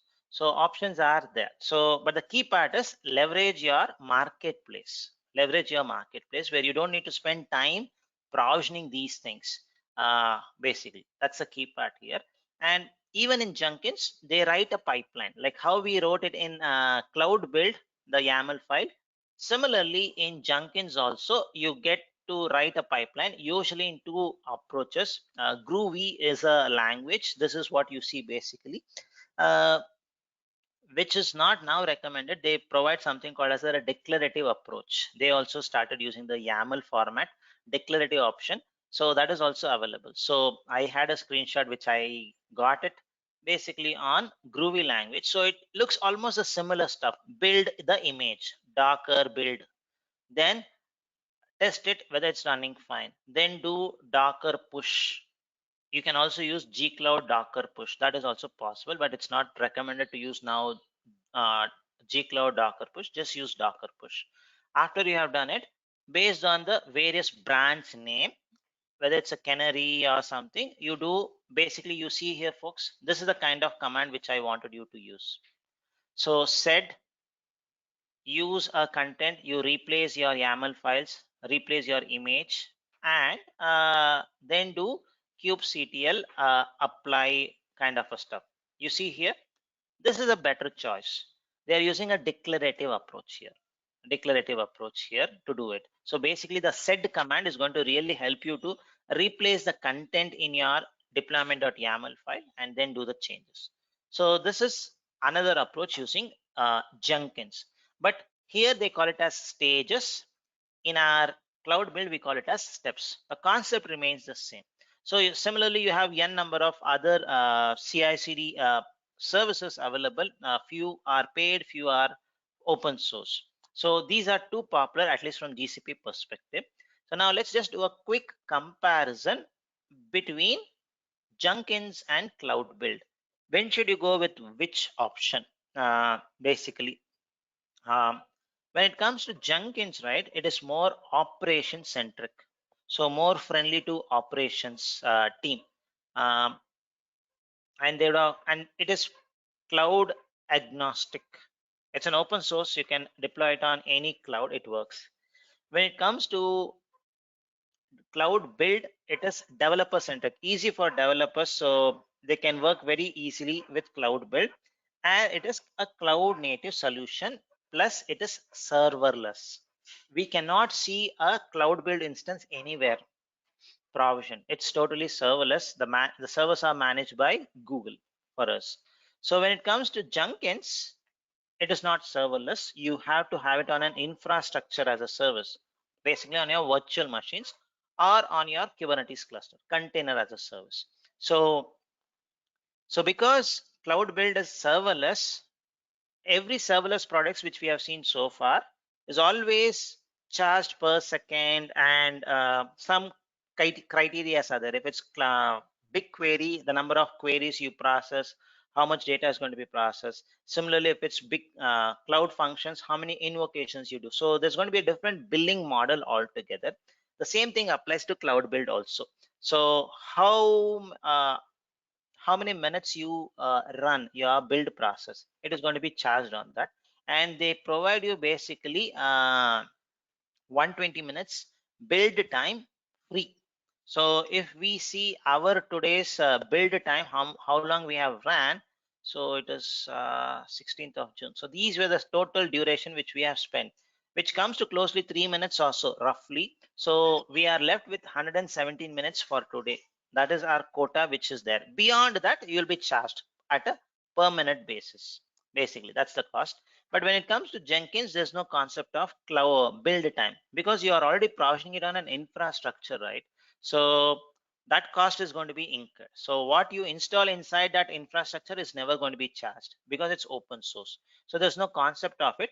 And Jenkins usually uses a concept of a master and an agent node, some kind of a master slave kind of an architecture. But here in cloud build, it's just a single node basically. And the last thing is Jenkins, as I mentioned, it is more operation centric. You get a requirement. I can easily assure you that that kind of a requirement would have been already deployed or created or implemented by somebody else in some part of the world. And they would have also contributed that as a plugin in the open source community. In Jenkins plugin page, if you go, you will be able to see thousands of plugins are available. Say, for example, if you say, once the deployment is successful, send me an SMS message or send me a WhatsApp message. That is easily possible in Jenkins. Uh, and you may not build a plugin from the scratch. It would have been already built by somebody else. It's a very vast community. But when it comes to cloud build, it's native solution, so you may not get that much of capability. Now, if you ask me, can I send an SMS to a mobile phone? Answer is no. I cannot do it. It is not supported. I have to build something from the scratch. But if I say if I can send a Slack message, can I send it? Yes, it is possible. Recently they have added it. WhatsApp, no, it is not possible. So certain things are not that possible because it's a native solution. So only people who work on GCP would have used something, and not every time they would have made it available in the community builders. So that's the difference between the two.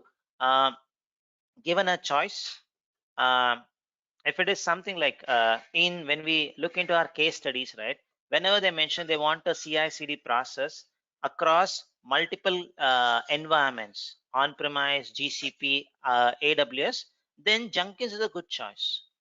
If they say in the case study or in the exam, if there's a question which says you need to have a CI/CD process, cloud native CI/CD process, simple, cloud build, go with cloud build.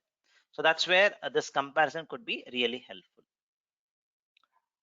And a last thing, a slide. This was a kind of question which I got in my first exam 2018. I'm not sure whether that question is going to come again, but a point to still to look into is the entire components which we saw so far: cloud source repository, cloud build, GCR, Kubernetes, or GKE to be specific.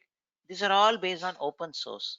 Now, if the entire stuff needs to be done on your on-premise, I can do it. Basically, I remove cloud source repository, replace it with basically what? GitHub, Bitbucket. Cloud build, I remove, put as Jenkins. Then instead of container registry, I can use JFrog, artifact registry. There are lots of open source container registers available. I can put it. And I'm going to use one more component called as Helm. Helm is basically a package manager. Why using Helm is better? If you see in our previous demo, we use kubectl or kubectl command to do it. So when you progress more into the mature level, you'll realize that the kubectl command is a very powerful command. I can completely remove everything, make the cluster empty by using kubectl. Kubectl delete all my deployments. So I can very easily do that. To avoid that, because it's very powerful, so avoid restricting the person doing all those heavy lifting commands and little commands which is going to impact the system. You use Helm, which is a package manager where you can control what you are supposed to do basically. And using that, you go and deploy that into your Kubernetes cluster. So this is going to be a better option when you want to use open source. So Jenkins, Helm, uh, Kubernetes, not GKE, Kubernetes. If you use all this combination along with GitHub or something, it's going to be a complete open source solution. So there was a question which I had seen in my 2018 stuff where this kind of a setup, I want everything open source. What?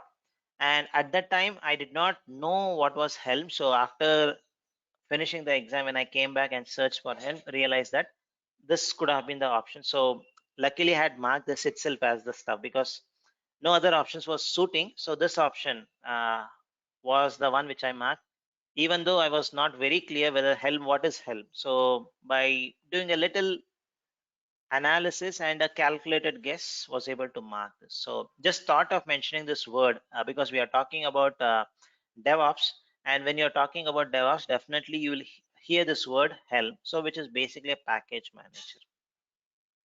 So that's something on basically the CI/CD process, the DevOps, basically with respect to and the components which we learned. Now we will see one more DevOps related activity, basically the infrastructure provisioning. So what we saw previously was we assumed the infrastructure is already there. Kubernetes cluster was there. For Kubernetes cluster to be provisioned, you should have compute engine API enabled, you should have VPC enabled, firewall rules, then only your Kubernetes cluster works. We assumed all these things and we just deployed the code. It worked. Now, what if you want to provision your infrastructure itself in a more automated fashion? That is the question here. So a lead to the next module is something like this. So if you need to create a web application with the following components. So if I want to have a web application, it's going to be on a virtual machine or an app engine or on a Kubernetes cluster. Before I do that, the deploy the code, I should have the necessary infrastructure. So in this case, if my web application is going to be on a virtual machine, so I have to create VPC, I have to have firewall rules. Then I have to have the necessary IAM role, the default service account, all those things. Then if I am going to use a data disk, not the boot disk, a separate data disk, then I'm going to create a compute engine, and this compute engine may have some static content. So that static content would be in a storage bucket and maybe a database also. So these are the components which I need to have for my small website to be working. Now, if this is the kind of requirement and which you're going to do it multiple times, repeatedly, one for dev environment, one for staging, one for pre-prod, one for production, and not every time you are going to be there to do it, somebody else can also do it repeatedly, more like your quick labs, more like your quick labs. So if you were to do this kind of a stuff with the knowledge which you have gained so far, what could be the best option? Repeated stuff is required. You have to do it repeatedly, meaning different environments. What could be the option which you can think of, folks? Console, command line, REST APIs, or something more? I already see a response from Deepak Bhandari, which is going to be the best option, but we have not looked into it yet. Scripts is what Anil mentions, Anil B mentions. Good. Okay, Anil B also mentions another thing. So I'll talk about that in a minute. We have not discussed that, so that's the reason I'm not talking about that. So far with the knowledge which we have gained, I can do something like this, folks. I can do something like this. So first create my network, G-Cloud Compute Network create. Afterwards, subnetwork, firewall you create it. Then you create a disk first, the data disk. Then create your virtual machine and attach that virtual machine with the data disk. Then create a bucket. Good. Then create a Cloud SQL instance. This is how you are going to do. If you were to do it via a script which you have gained so far, the knowledge which you have gained so far. But the drawback of putting it in an UI is totally no, because you need to do this multiple times. So if you are going to do some kind of an automation, graphical user interface is never a good choice. So we are not even considering GUI. So script is possibly a good choice, but may not be the best option. So I'll tell you what could be the drawback of a script like this. The problem with this script is the dependencies are not managed properly. So meaning we would have seen it, you would have also seen it yourself. Maybe when a demo happens, it takes sometimes the Kubernetes cluster gets created in 3 minutes 15 seconds. Sometimes it takes 4 minutes and 30 seconds. So the time is not always fixed. On that day, what is the load in that specific data center based on the network congestion, all those things it's going to take into consideration, and the duration it's going to depend, it's going to vary. Now, I cannot create a virtual machine before the network is subnetwork is created. I cannot create a virtual machine without the disk, the data disk. So there's going to be some dependencies always. So to make sure it always has this dependencies fulfilled, at least in a normal shell script, I would do basically something like a sleep command. So first create a network, sleep for 1 second. This is in milliseconds usually. Sleep for 1 second, then again do the next step. Sleep for 1 second and do it. So some kind of a crude way is what I can do to manage my dependencies. And not every time the sleep is going to be really helpful, because sometimes you need to sleep for a longer time. Only then the dependent component is going to be provisioned. So GUI not at all a good option. Command line a possible option, but you need to play around with the sleep, the dependencies, all those things. Make sure you do that. So instead of doing all those stuff, every cloud provider has come up with an option, which is what Anil B and Deepak Bhandari mentioned. Basically, an infrastructure as a code, IAC, is the option which you get these days, where you write a piece of code and provision the complete infrastructure.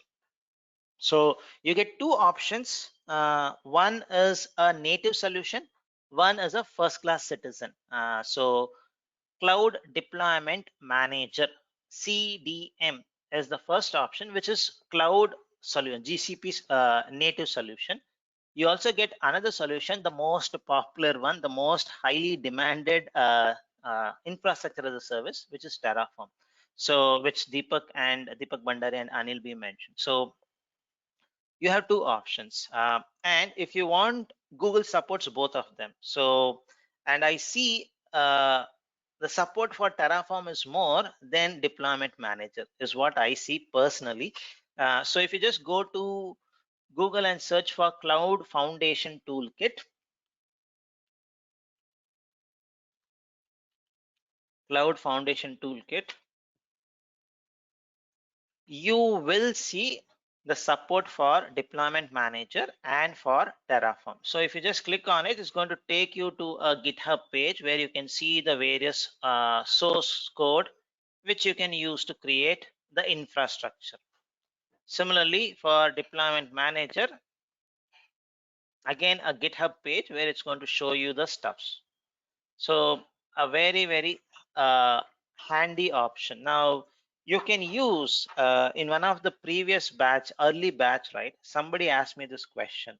If it's a virtual machine, you have an option of taking snapshots, so that you take snapshot and back up your stuff. That's good. If it's like Cloud SQL instance, you have a backup option itself, managed version. That's good. If it's a storage bucket, you can turn on versioning. That's good. But what if somebody deletes the entire project? Is there an option for me to do a backup? So the best option is infrastructure as a code.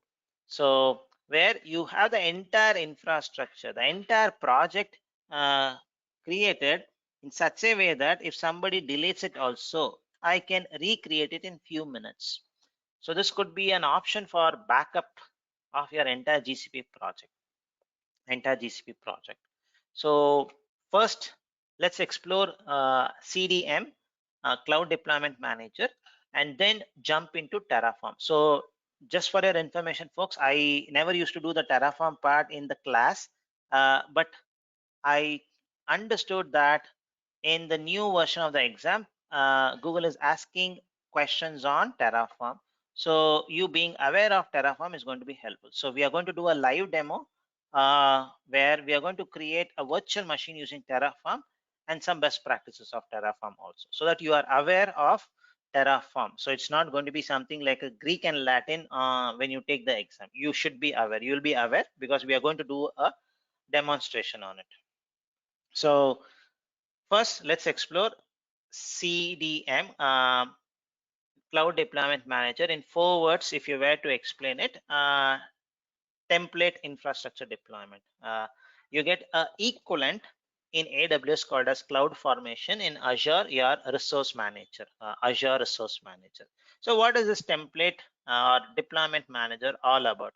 So this is Google's infrastructure as a code, IAC. So to create a virtual machine, a network, I write a piece of code in two options, either in Python or in Ginger to templating language. So I use these two languages. One is a programming language, one is a templating language. I either use one of them and build my infrastructure. Now, the biggest advantage of deployment manager, basically the infrastructure of the code, is repeatability, folks. Automating the same task repeatedly n number of times. Just for your information, if you, I guess everybody would have used at least once a quick lab, which is provided by Google. So this quick lab also behind the scene uses an infrastructure as a code. It could be deployment manager or Terraform. It is highly going to be Terraform. The reason is Quick Labs was an acquisition which Google did. So there's a chance that Quick Labs previously they were using Terraform. Maybe now they would have changed to Deployment Manager, but definitely either one of them is used behind the scene. When you click on Start Lab, so it's going to show you, it's going to spin up the resources. Behind the scene, what is happening is some kind of a deployment like this, where it's going to create a temporary email ID, a password, a temporary GCP project ID, all those things. It's all because of infrastructure as a code. Now, repeatability, I really like this part. So provisional resource, that's cool thing. N number of times. The second important thing which I really like is basically the waiter service. What is this waiter service? I told there's a dependency, right? To create a virtual machine, your network should be there, your subnetwork should be there. So if you don't have a subnetwork, you cannot even create a virtual machine. So this waiter service does that part for you automatically. So if the network and the VPC and the subnetwork is not created, the VM creation would be put on hold. Only once it is done, it's going to create it. So this is another cool option which you get with deployment manager. So and access can be managed by your IAM because it's a GCP product, so it should be easy. So we'll also talk about the IAM part of it. So that's basically your CDM, folks, infrastructure as code. So this is going to be more easy to understand when you see the actual code, how it looks, how it's going to work. So we'll do basically two demos in deployment manager, two demos in Terraform so that you get a good idea on it. And I'll also show you some tidbits for your real implementations also. So let's do a small, it's not going to be a small, I guess it's going to take an hour demo. So let's do this. And this is going to be important. So let's do the infrastructure as a code demonstration, both using CDM and Terraform. First with CDM, and then we'll look into the Terraform part. So for this, in your downloads page, in your, where's that? Let me just close all those things, folks, for a minute.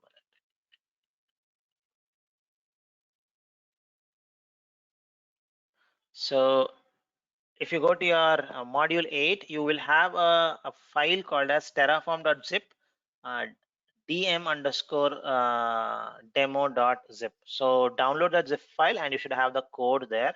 So what I'm going to do now is wanted to show you what is there in my virtual machine stuff.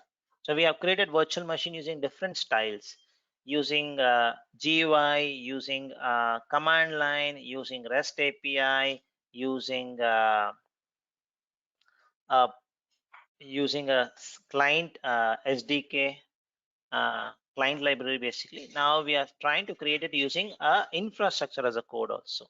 So if I just go to my compute engine screen,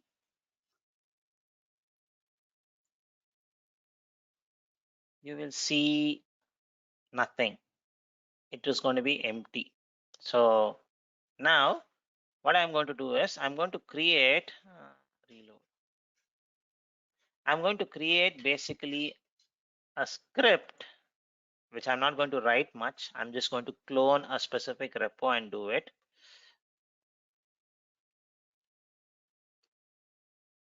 So if I go to this GitHub page,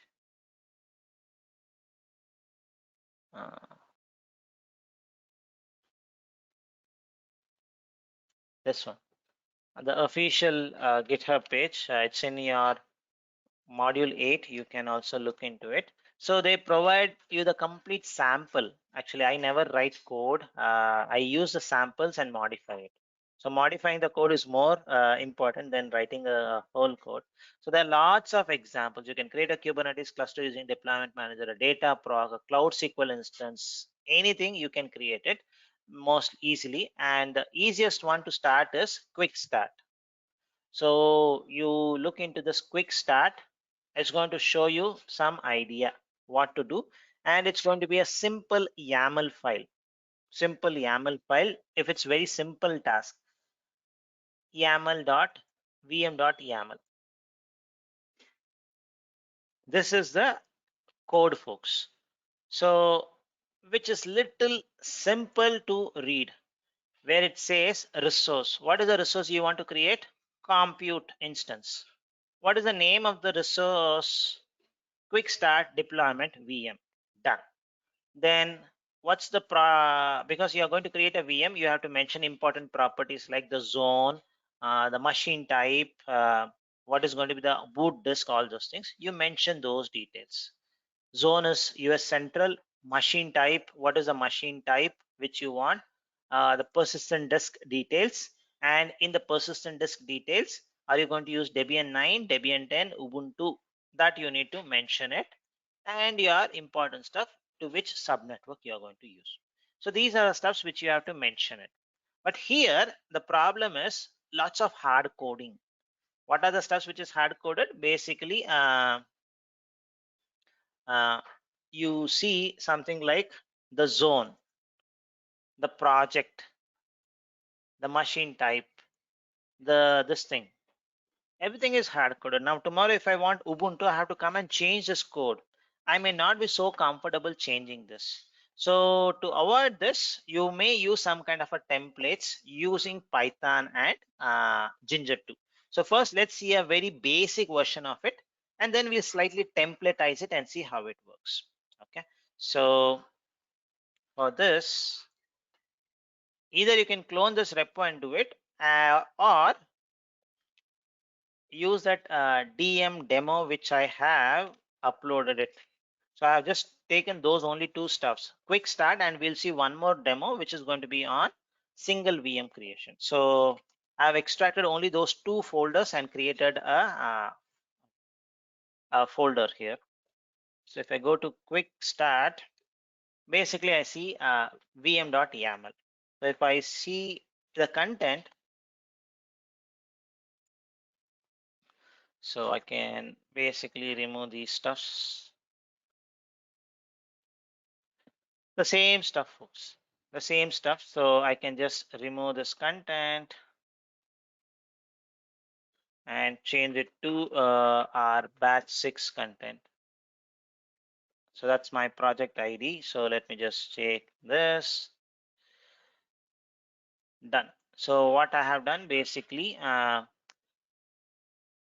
region, the zone is going to be US Central, and the VM is going to be created in my project. It's going to be F1 micro. Lots of hard coding, and if I want to use Debian 10, I have to change this. That's it. Same thing, slightly modified. Every time when you want something different, you have to come and modify this, which defeats the purpose. But we'll see first here how it works, so that you know the idea, how you can improvise it basically. So I have this code. What I'm going to do is I'm going to do a deployment. When I do the deployment, basically you should see an entry.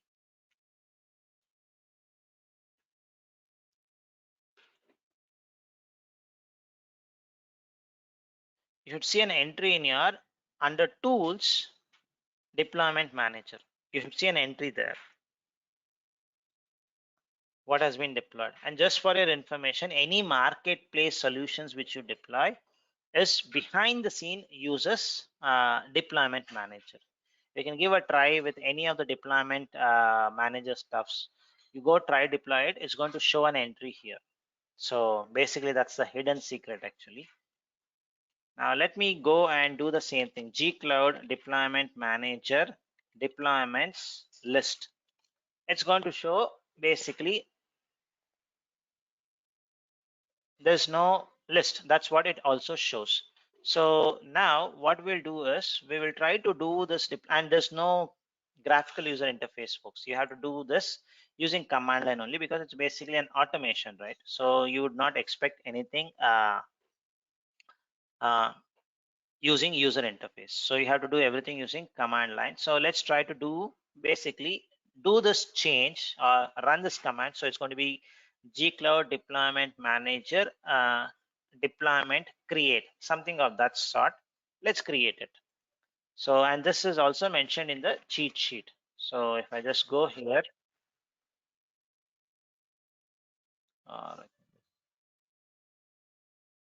deployment manager. So we just did a list. Now we do this command, create name of the deployment and your configuration file. Let's see how it's going to work. So, and I would also like to put another tab to track the virtual machine is running or not. Gcloud compute, first of all, Gcloud compute instances list zones US.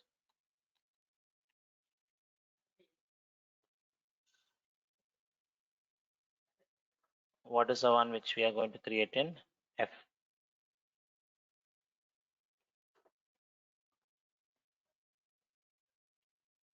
It is zone only. Okay.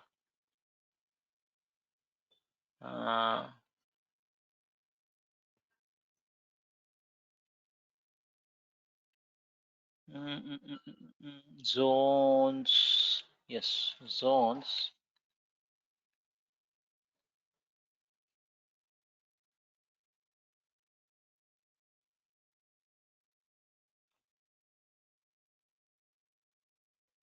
It's correct only. So what's the problem? Okay, let me see the help. This is just to show you that the moment you do it, you will be able to see it. That's the only thing. Zones. Okay. Proper. What is the problem then? The name deprecated.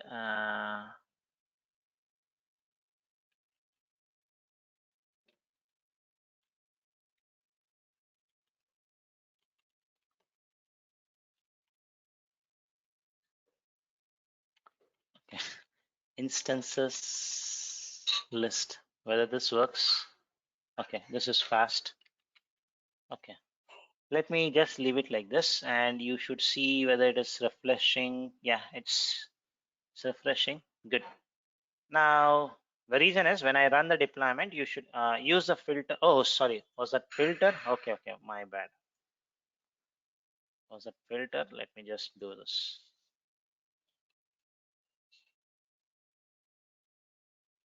Filter. No, filter should be.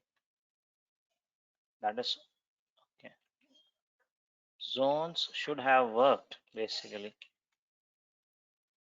Yeah, it is working. Zones hyphen limit 1.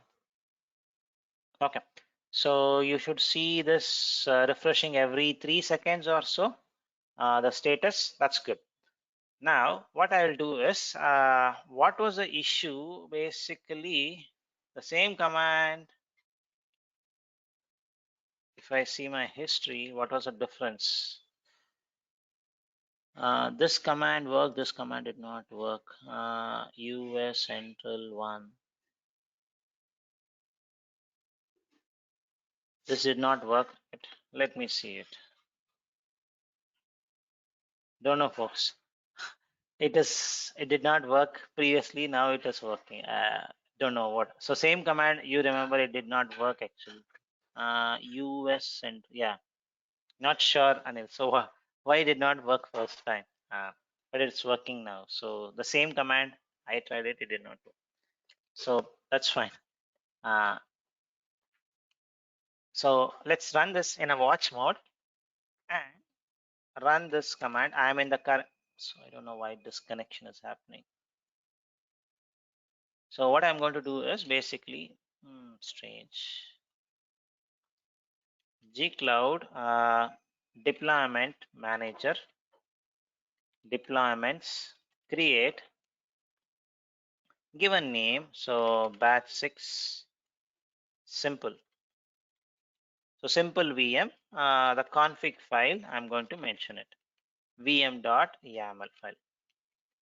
That's it. When I do this, it's going to create a virtual machine and I should be able to see it here. Oh. Now let's just see whether the virtual machine gets created. This got disconnected. Okay, staging. It's currently in the staging status. Soon it should come into a running state. That's it. So the virtual machine is created. So let's wait for it to come out of this processing. By looking at it, it shows it is already created. Done. It also shows the virtual machine with the name is created, and the name which you gave is the deployment name. Deployment name.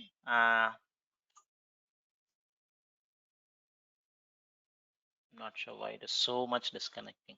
So it shows it is provision. Now if I run deployment manager list, it's going to show there is one deployment done, and the operation was insert, which was successful.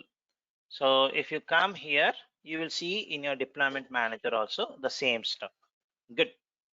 And if you go to your virtual machine, refresh it, you should see your virtual machine.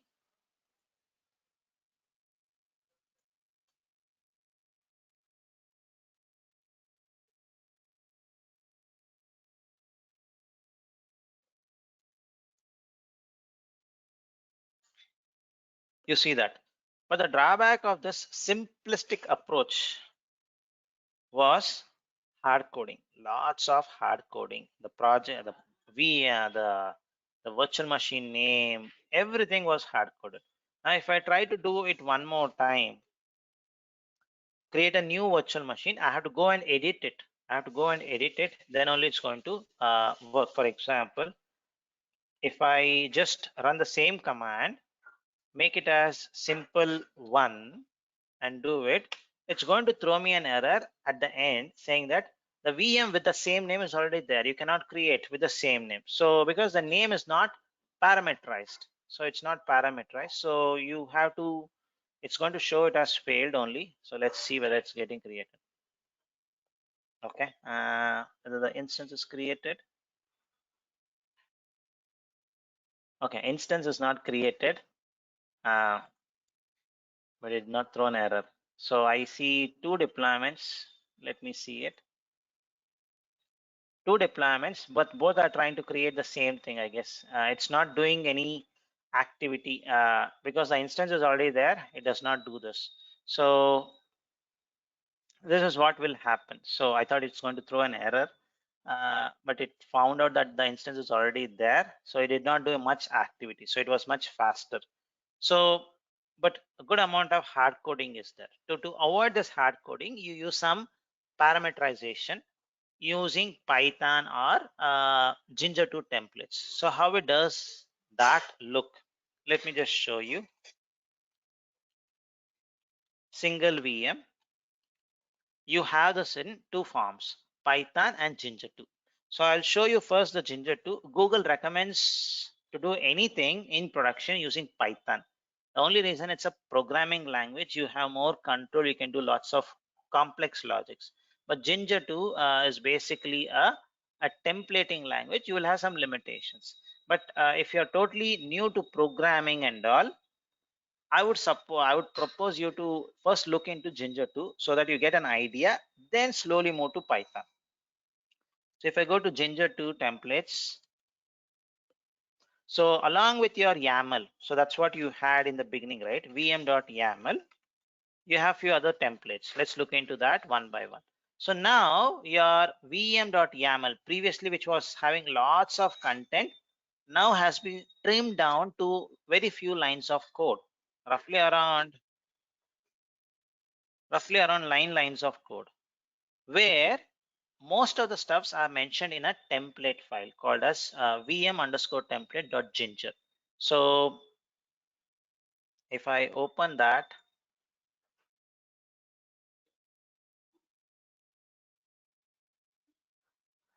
you will see most of the stuffs are mentioned like this. So first of all, whatever you see in this flower bracket is going to be a property para templates basically. So the same stuff, resource, First, you create a disk here. So basically a data disk. So the name of the disk is going to be parameterized. What is the name of the disk? Data disk with the hyphen, the deployment name. If your deployment name is example, so your data disk name is going to be data disk hyphen example. So that parameterization has been done. Similarly, if you see your VM, this is one resource, folks, disk creation. And you are also creating properties where you can send this parameter, something called as zone, in your command line itself. I want to create virtual machine in this zone. I want to create something in another zone. You can do that. You don't need to come and edit anything in this code. Basically, you have parameterized everything. So for your virtual machine, your name of your virtual machine is going to also have the name of your deployment. So that way you are parameterizing it. So you'll not have the problem like what we saw. So even if you change the deployment name, it does not create a VM in our previous example because it was not parameterized. But here it's going to be name VM hyphen your deployment name. So tomorrow, if you again create a new one with a new deployment name, it's going to basically create a new virtual machine. So, and zone is totally parameterized. You pass this during the execution of your command, and your project is going to be taken from the environment variable. So projects. So basically this is going to work. So now they have made it fully parameterized. So you don't need to even touch this code. So let me use this and create a VM. So this VM is going to create a disk, a data disk, and also a data disk and a virtual machine, and some small Python code installed in it. So the way I'm going to do this is gcloud deployments create. Now let's call this as single VM 1. Something like this is my name of my deployment. Now I'm going to pass a new parameter called as template, and you pass the template details here. And this also requires a property file, a property which is basically your zone, which you need to mention. So if you see here, you mentioned a property. So this is a mandatory parameter. You have to pass this. Only then it's going to work. So you have to pass the zone. Properties zone. So meaning I can easily mention what zone I want my virtual machine to be provisioned in. So I want it in Singapore. I can do that. So this way, you just mention this is the command you have to run. Basically, you don't need to even touch the code. This makes it more easy to handle it. More easy to handle it. Now let me run this.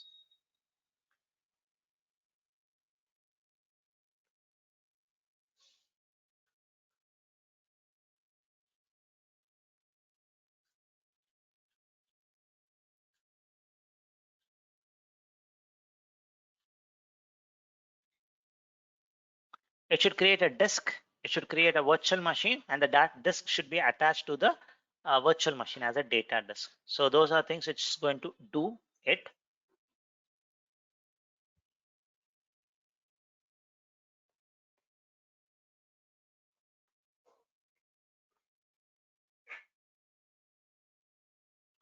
So it's going to show two resources are created. One is a disk, persistent disk. The other one is an instance. So if you just go to your compute engine, you will see the virtual machine. And if you click on the virtual machine, you will see it has two disks. This is the data disk which you created, which is going to be of the format data disk hyphen the name of the deployment which you had. And then virtual machine name is also going to be VM hyphen name of your virtual machine. So this way you can parameterize your stuff. So this should be the approach which you should take use either Ginger 2 or Python to parameterize it. Now let me just show you how the Python code looks like. So if I open my Python code, same thing.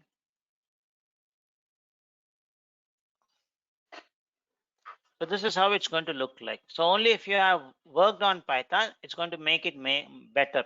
So definition, you are going to have a definition where you're going to create your disk, your resource, one more virtual machine you're going to create. Now the advantage with Python is you can have any kind of logic you want.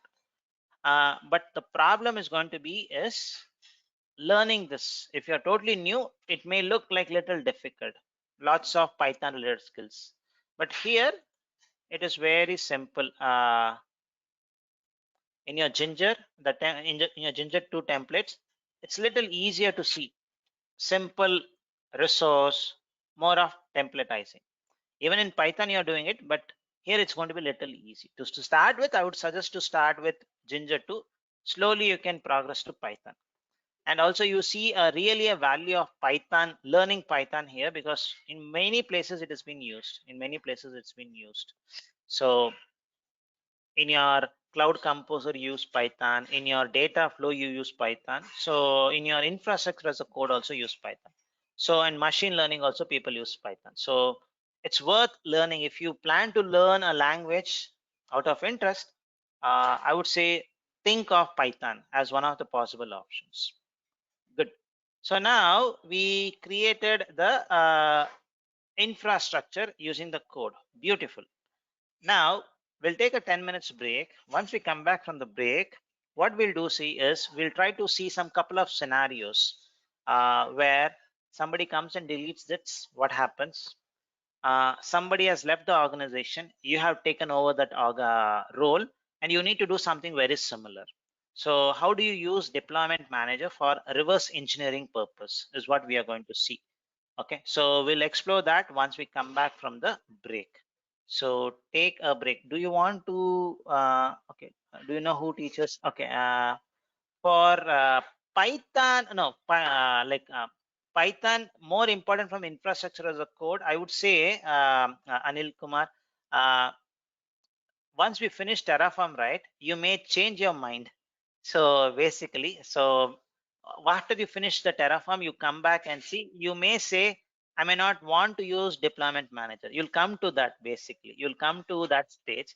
But if you still want to go with deployment manager or you want to learn Python, I would say the best option is there are lots of YouTube. So this is nothing specific, advanced concepts of Python they use. No, very basic levels of Terraform is what they are going to is going to be used.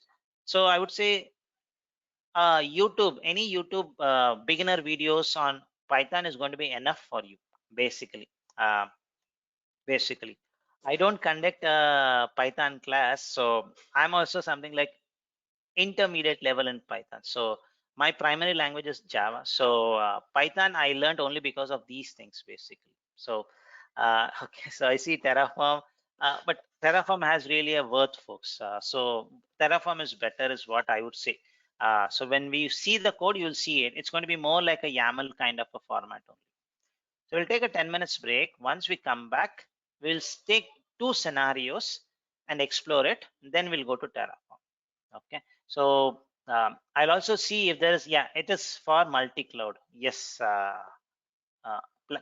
cloud agnostic, all those things. So let's take a 10 minutes break and come back. I'll see if there's any Python course material available in YouTube. If I find something, I'll definitely let you know. Many times in our organization, the guys have accidentally deleted the whole resource groups. We'll talk about that. We'll talk about that. That's the use case we are going to do. Okay, we'll talk about that basically, Anil Kumar, about how we can avoid it basically. So let me stop the recording. This conference will now be recorded. So before the break, we saw how the resource can be provisioned using deployment manager. One where hard coding was there, we did a slight improvisation where we parameterized it. So the advantage of parameterizing is basically you can create resources, multiple resources. You just need to change the deployment name basically. So if I go back here, we have two virtual machines. Let me just basically reconnect it back. Try a new deployment. Let's do a new deployment.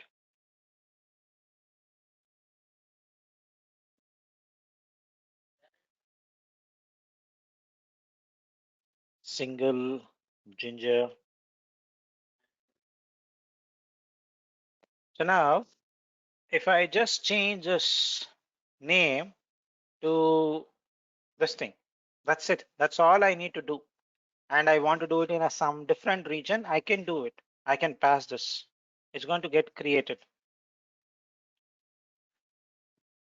So if I do this, it's going to create me one more stuff and a new instance is going to be created because we have parameterized it. So I don't need to even touch my code, which is really the advantage, which was not possible in our previous approach where it was all hard coded. All everything was hard coded. So if I just refresh it, you see the second instance getting created. Zone, you want to change it, you can change it. So which is really a handy option, So now what we'll do next is let's take a scenario based this thing. There's a person who was doing this activity in GCP, all the deployment manager related stuff, more of the operation work. Now that person has left the organization and has not documented it, no knowledge transition document, and he has just left the organization all of a sudden. And a new person comes in place of this person as a replacement. Now, the manager comes and says, we want to do something very similar, which this previous person used to do. The way he used to do it, it used to work very nicely. If you can do the same thing, it's going to be awesome. First task which has been assigned. So, and there's no knowledge transition document, nothing. So if this is a kind of case, how can you use, and only hint which they have given is this person used to use deployment manager. Fortunately, they have given the exact access what that person who left the organization for this new person also. So access wise, there's no issue. Now, if this is the background, how I can get the previous configurations and all is very easy. Say, for example, this was the last deployment that person did. So I just go to that deployment and I will be able to see some details. And one of the important details which I need to know is this expanded config. If I click on this, you'll be really amazed to see the complete code which you saw in your Cloud Shell editor is here, folks. The complete code is there. So creating the disk, creating your VM, in which region, which zone, and what is the image, every details is captured here. Now you have the complete stuff. You just need to download this to your local system, open it in any editor of your choice, and just start editing it. That's it. Job becomes so simple. You just need to just parameterize this part. So the maximum code is already there. So this config, expanded config view can act as a reverse engineering option for you to do this. So this can be done even in the command line also. So that way you can see the stuff. Now why I shared this information is it's a connect to your deployment stuff. So whenever you do any thing deployed from the marketplace, it is going to create an entry here. Now, if I just go to marketplace, MongoDB, if I deploy MongoDB from Bitnami, it's on a virtual machine. When I do this, it's going to create me basically a deployment entry in my deployment manager. I can similarly go to the expanded view. I can get the complete kind of code which they use for doing this kind of a stuff. Who knows, tomorrow if you join some kind of a partner based organization, GCP partner organization, then definitely you may support provide such solutions to the marketplace. To get some idea, you can use this option, the reverse engineering option. So comes very, very handy there. Or if you are interested into more of this kind of an activity, you can do yourself and see how people usually use deployment manager effectively for packaging that such solutions. So that's the handy option which you get. So that's the first thing which I wanted to share with respect to deployment manager. Now let's take the another scenario which is somewhat similar to what Anil Kumar was mentioning on. So I go to my deployment manager, not even command line. I'll try to, it's not even in the UI. I'll try to do it in the command line. Now what I will do, I'll be the bad guy. And what I'm going to do is, I have some bad experience. So I wanted to do something bad. That's what is my mindset currently. So what I will do is, I'll do this command, gcloud deployment list. I do it in my command line. So now I get the deployments. What I will do now is, I'll go and delete it, folks. If I delete it, what is going to happen basically is, the deployment entry is also going to be deleted, plus the resource also is going to get deleted. So I'm going to use single to deployment, and I'm going to run this command, gcloud deployments delete, the name of the deployment, and I'm just going to use -q.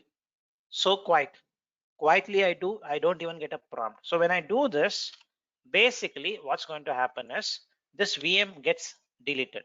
So the VM2 will start getting deleted, folks. Automatically it's going to get deleted, and the entry is also going to be removed. So if I just refresh it, you see it is getting stopped.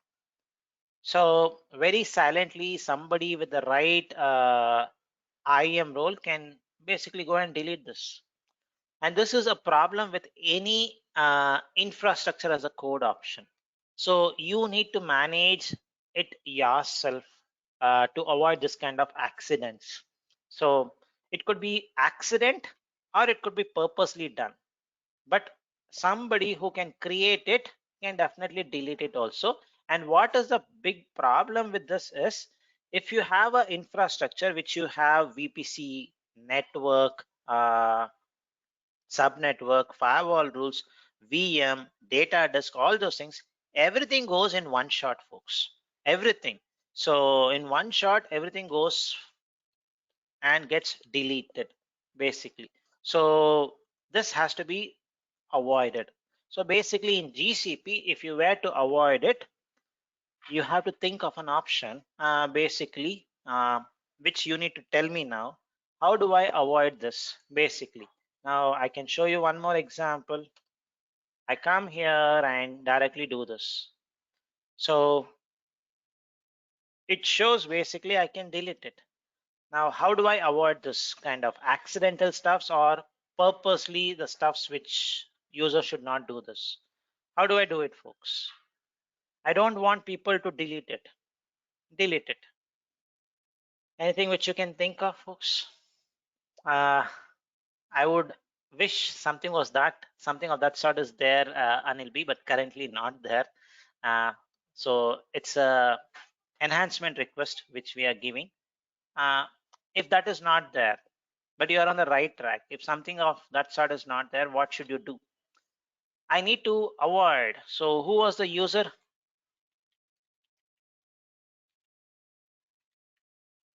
So this is a user.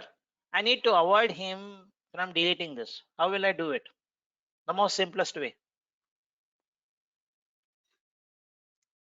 The most simplest way, folks. Access. IAM. Just go make sure this user does not have the necessary access to do this part. Yes. Basically, you need to explore what is the IAM role, the predefined role, which is going to be there.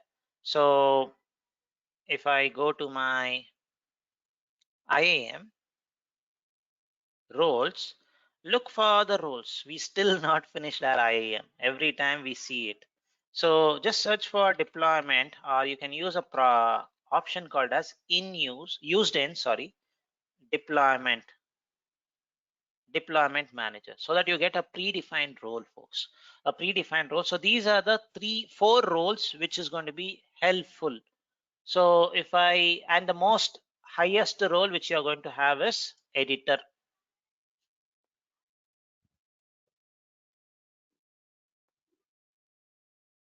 So if I have this deployment manager editor role, what is going to happen basically is I can create resources. I can create resources. I can also delete resources usually. So basically a custom role deployment, this part is what you don't want, you can do it. So currently there's no role which says that you should not give him delete option. So it's going to be there. You have to create a custom role based out of this if you were to do it. But basically using your IAM stuffs, you can definitely control the access part. And there are other roles which is not going to be really helpful. So if I see type editor, if I just give type editor, I may not be able to create a deployment itself. Let me see it. Can I create a deployment? No. So I have to have the deployment manager deployments delete or create. So I don't have this. So the only role which has the option of creating but not uh, creating the deployment is deployment manager editor role. So from here, create a custom role, remove this delete permission, and create a custom role. That's how you basically play around. So this could be a potential question. What is the risk of using deployment manager? It can completely wipe off your content silently, like what we have done. So somebody can directly come and remove it. That possibilities are there. So make sure you avoid it. So using your IAM, you can definitely do it. The last option which I wanted to show, the baddest guy. So what he's going to do is he would have created what and all his work has to be done. He has done it, but he don't want his work to be reused by others. I'm giving you all the extreme options, folks. So basically at the end it comes to controlling your IAM. So what and all people can do, because I've seen this in my past experience. So what people will do is they know this is connected. So if I delete this, what they will do, right, they will basically go ahead and delete the deployment. But when you click on delete the deployment, you get 2 options. One is delete all the resource such as VMs also. This is the default option. The second option is what they are going to do, meaning they will remove the deployment entry. Remove the deployment entry, but the resource is going to run. Now, when I do this kind of a stuff, the reverse engineering is not possible. So there's no entry in your deployment manager. So your expanded config view will not be visible, So I don't impact any resources, but I only delete my entry. So this way, reverse engineering is going to become difficult. So the best option is whenever you write any piece of code, push it to cloud source repository.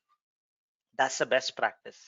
And use principle of least privilege. If you use all these things, basically you will not have any issue with such kind of stuffs. So it falls back again to IAM only, basically.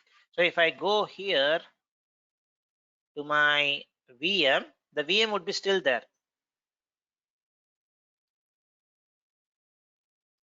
The VM would be still there.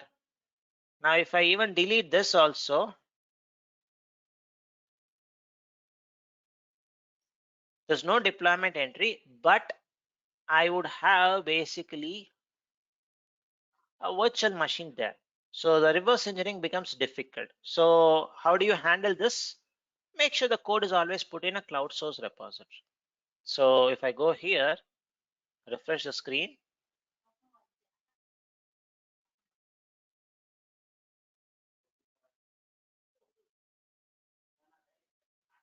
You see the VM is going to be there. So now you don't have any trace how this VM was created. So it becomes difficult. So keep your source code in your repository and play around with your IAM. Then you should be all good. But you'll come to know who has deleted what, all those details in your activity page. You can go to your activity page. You can come to know what has happened. So delete operation, create operation, by whom, it's going to be definitely there. So for example, delete deployment. Who did the deployment delete? Mahesh deleted it basically. So it is going to be logged. It is going to be logged. Another option which I had done and implemented in one of the organization was basically uh, a employee leaving an organization. There's going to be a notice period. They will give no due from every department. So the moment a person comes into because organization expects these things. Um, what you can do is you can have a policy.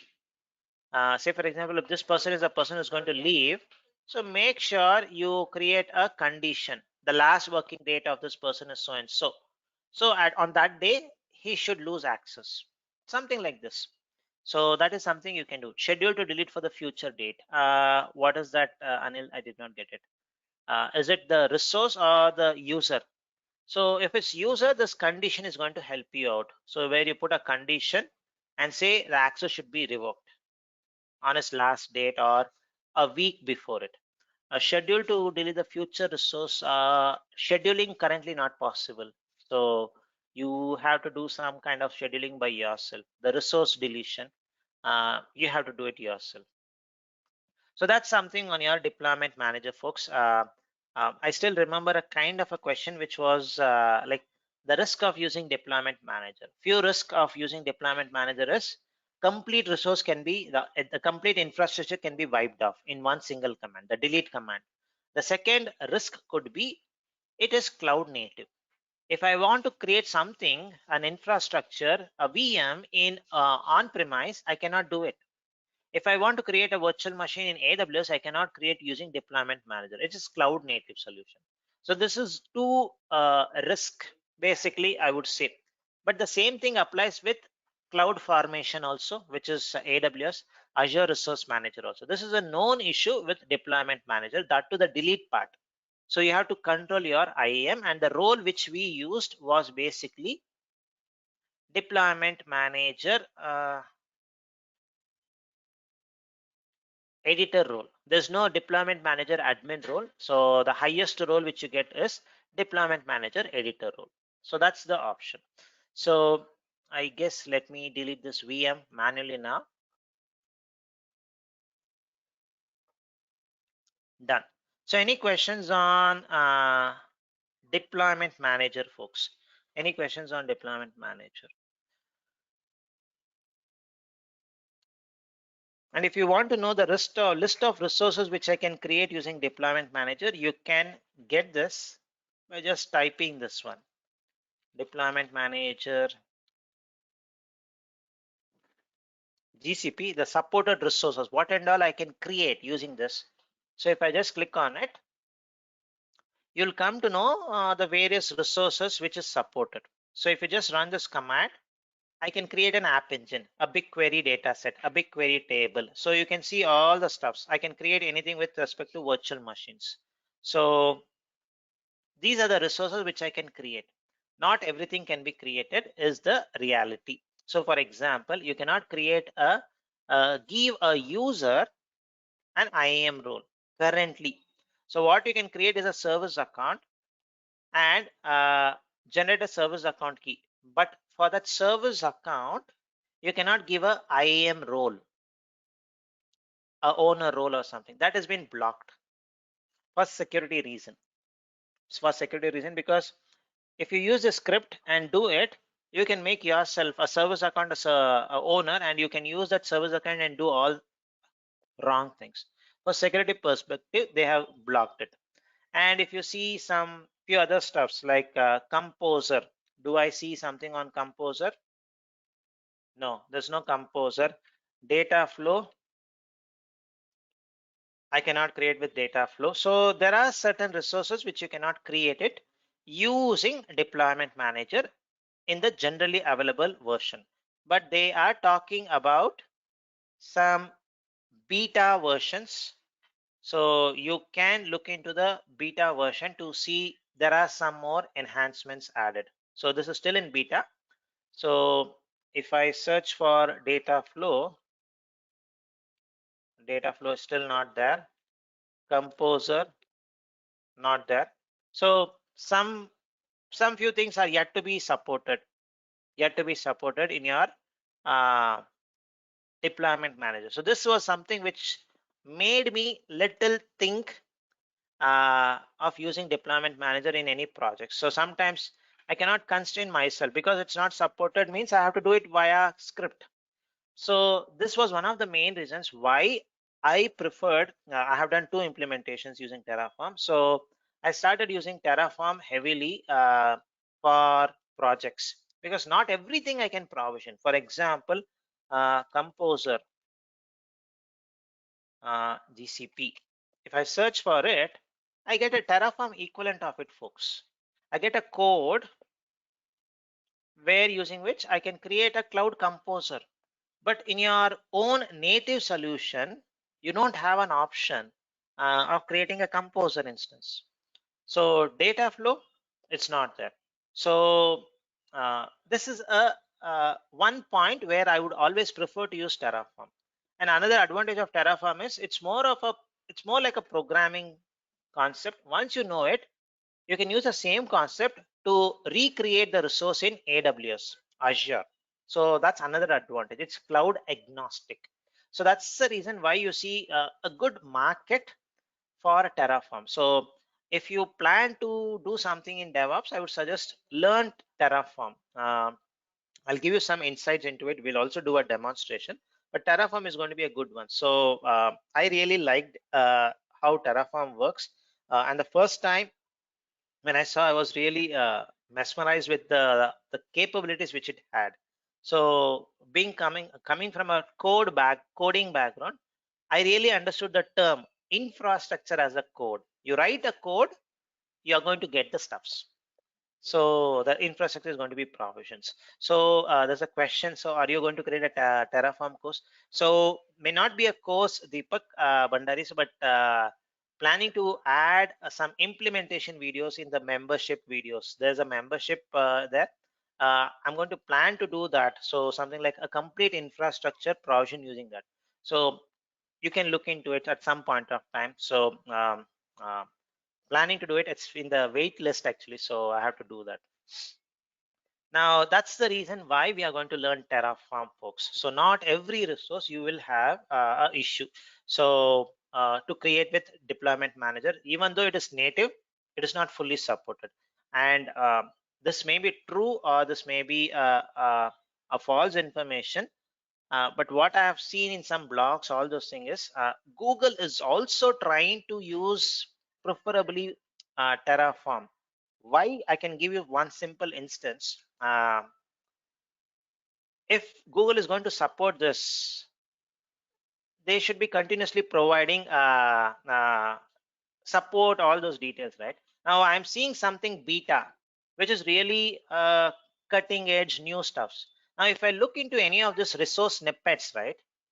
App Engine. Now, if I look into this, look at this, folks.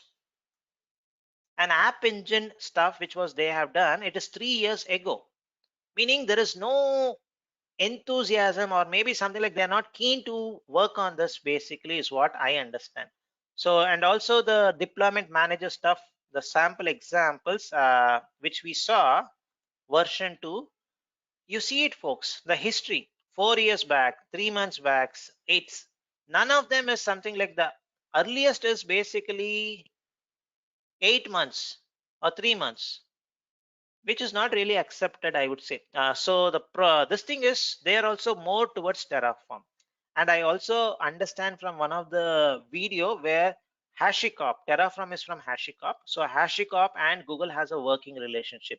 They have dedicated good number of Googlers, good number of HashiCorp employees to work on this kind of initiatives.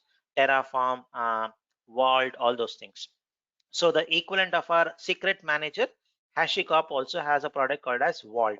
So the teams work together in that. So that could be one of the reasons why more they are promoting more of Terraform. Uh, uh, Actually, I had seen something like if you create any resource, GCP create virtual machine, VM. So getting started, if I see, usually you will see a UI version of it.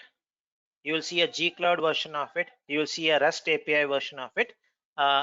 They had added a Terraform version also in the past, but for some reason they have removed it, or maybe I'm not able to find it out. But I have seen it a fourth tab called Terraform equivalent of it. So if you have seen it, let me know. I had seen it, but I'm not able to get that page again for a specific resource. I see it was for Kubernetes or something, but I don't see it now. So if I just see, let's just see that. Create a Kubernetes cluster. So that's an indication that they are also going towards Terraform. I had seen it, I remember it, but they maybe some due to some reasons they have removed it. So the whole reason of discussing this is looks like more support is going to be there for Terraform basically. So let's do a small demonstration on Terraform, something very similar. But before we do that, I'm going to give you 5 minutes, folks, and I want you to tell me the IAM role which I have to give to to Terraform. So for deployment manager to deploy it, you know, it is going to be basically what? Deployment manager editor role. Deployment manager editor role is what you have to give. Now for your Terraform, please let me know what is the Terraform predefined role which you have. Go to your IAM, explore it, and let me know what role you have to give. You have to give me, tell me, and I'm going to give that and do. So check whether there's any Terraform specific IAM role available. Let me know. 5 minutes. So I already see one answer. Maybe something better is what I would expect. 5 minutes, folks.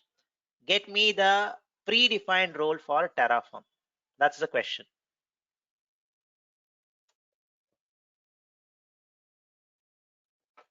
So basically you have to go to your roles, look for Terraform predefined roles. This is the page where you have to do it.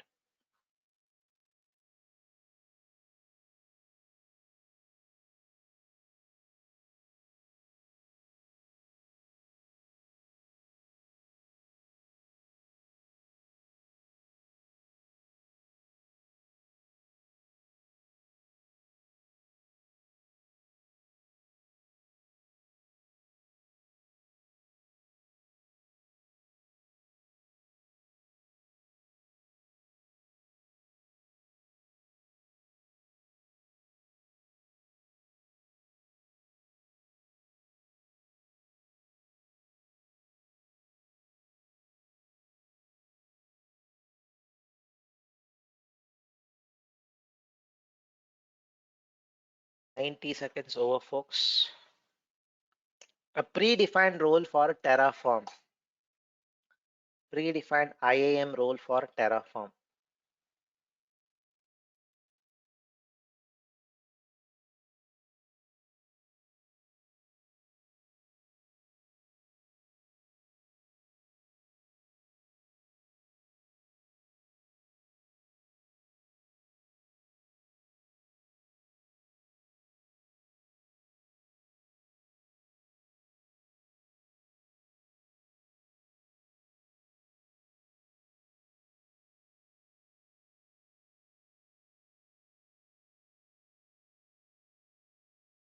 $2 over, folks.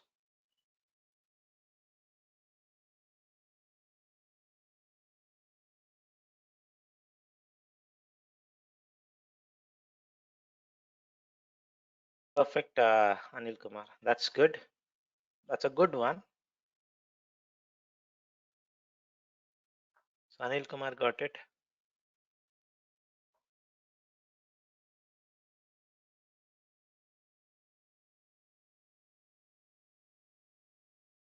Anybody else wants to try?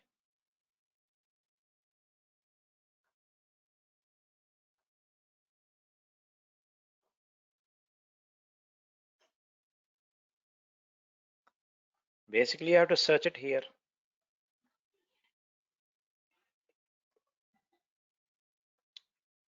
Okay.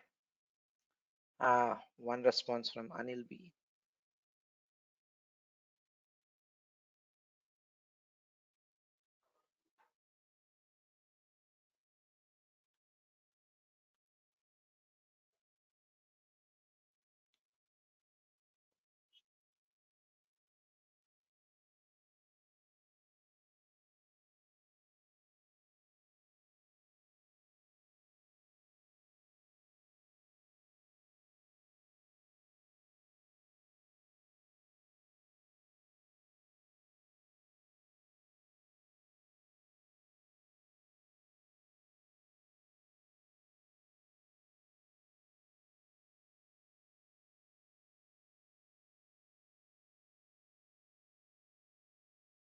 So I'll stop at 1 minute, folks. 4 minutes because I'm not sure will I get a response in the next 1 minute. So I'll stop at one. So Anil Kumar and Anil B got something very close. Anil Kumar got very, very close with the role. So if you ask me, I would not have spent even 5 minutes to go check here for Terraform. I will say there's no predefined role for Terraform. If somebody asks why, simple answer. It is not a GCP resource itself. Only for GCP resource, I'm going to have an IAM role, folks. If it's a third party, how can I have an IAM role for Terraform? So my answer is there is no predefined role for Terraform. So then you'll ask, then how did you do the deployment in production? Two implementations, you did all those things. Basically, I used a service account. So because it's a third party resource, so I have to create a service account, give it a role, something like editor, uh, which may not be a good choice because it's not principle of least privilege. So you can give a specific role. You create a service account, give that service account something like, if you were to create a virtual machine, give it a role something like compute admin or compute instance admin with service account user role, and you're allowed to create it. That's going to be the approach. So the answer is there is no role. You can just do it here also. Just search for Terraform for your satisfaction. You will see there's no Terraform. You will not get a result because it's a third party service. Simple. That is the simplest answer. So you need to give a specific, yes, you need to play around with service account. The whole intent was, Anil Kumar gave that actually. So service account is the intent stuff here. So you have to create a service account and then do everything using that service account. That's the important thing. So what I will do is, let's create a service account. I hope that is clear, folks. Hope that is clear. Why you need a service account? It's a third party component, and for that component to interact with the GCP resource, you have to basically use a service account. Maybe, who knows, in the future, maybe Google can create something, a specific role for that, but you can also create it if you want a custom role. Call that custom role itself as Terraform and do it. That is also possible, but predefined roles are not there. So let me go and create a service account. That's the reason we download. Yep. That's the reason we download the service account key. So let me create a service account. I'll call this as Terraform SVC service account uh, for using Terraform. That's it. Now going back to our IAM class, what I'm going to give is, for this service account, I'm going to give basically, I want to create virtual machines. So I want to create virtual machines with a specific service account and all. What I will do basically, go to my compute engine instance admin, so that I don't touch my firewall rules and all, only the instances. If I give compute admin, I can even touch VPC, all those things. I don't want to do it. Only the service account should create virtual machines. That's it. And the service account will definitely have a the virtual machine will have a service account. For it to give work, I have to give, basically, we have learned this. I have to use a service account user role also. Two roles is what I wanted. Click on continue and done. So I have a service account with two roles. To know the roles, go to your IAM page. You should be able to see it. So you will be able to see those two roles which you gave. Good. Now, a true value of what Anil B mentioned. This is a real use case where you need to have a key, folks. You may be running this Terraform script from your laptop or from AWS instance. It could be anywhere, on from your on-premise. So this is a real use case where you need to have a key because it's a third-party product. So click on Manage Keys, add a key. The user interface has changed actually. Download the key. So it's downloaded in local machine. So I'm going to upload it to my Cloud Shell because I'm going to use Cloud Shell as my development environment to provision a resource. So connect it, and the code snippet which I'm doing is already available in the module 8. Yesterday I uploaded it because this was a new addition. So yesterday I uploaded. You should be able to get it. So I have already uploaded it into my Cloud Shell under a folder called as Terraform. So various files are there. We'll go one by one, all those things. But before this, let me upload the key to my system. So to my Cloud Shell, upload. This is the file. I'm going to call this as Terraform -key. Uploaded. Any files which you upload is always going to be in your home directory. Make sure you move it or copy it to here, to your current working directory. Now I have lots of files. Let's go one by one. So, and to work on Terraform, you need to have the Terraform executable already there. This is where again Cloud Shell really comes handy. Terraform is already there installed. You don't need to do anything extra, and it has the latest version of Terraform. 0.15 is the latest version. So that's the latest version is there, which is really good. So some files, let me explore it one by one. So basically the first thing which you need to know is Terraform provider. Let me close all these things. The provider file. So this is how it looks like. Let me collapse all these things. What do you see? Main, the first file which you, and the file extension is always going to end with TF. And you can see the icon of Terraform here. So here you mention the provider is Google, HashiCorp/Google. So tomorrow, if you're going to build something on AWS, it's going to be HashiCorp/AWS. For Azure, it's going to be Azure. The specific stuffs you're going to mention it. So based on the provider, you have to change this part, and the logic remains the same. This is usually called as HashiCorp language, HCL, HashiCorp code language. So if you know how to write it in HCL language, so you can build the infrastructure as code for any cloud provider by just changing the provider details. You have to rewrite the entire code because every cloud provider is going to have different style, but the pattern is going to be the same. Pattern is going to be the same. Some people think Terraform is cloud agnostic, meaning if I write the code once, the same code I can use it to AWS. No, that is not going to work. So the format, the syntax, not syntax, I would say, uh, the way you are going to create a virtual machine in GCP is going to be different in AWS EC2 instance, but the syntax or the pattern is going to be the same thing. So if you, it's like, you know, a Python language, you want to create a web application, you want to create a batch application, batch processing, you can do it because the core is a programming language. So you're learning basically a programming language when you're doing Terraform.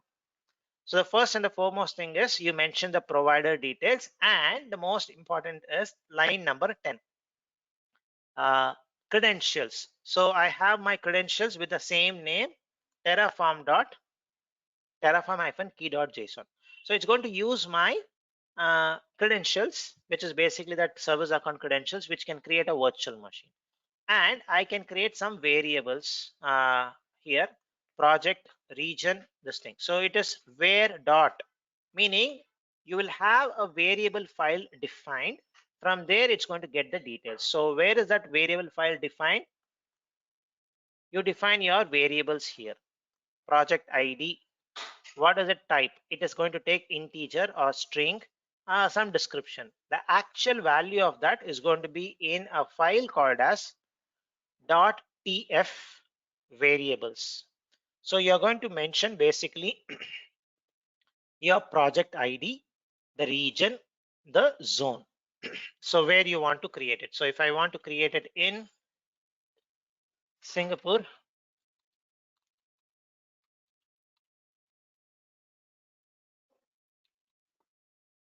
and I want a virtual machine in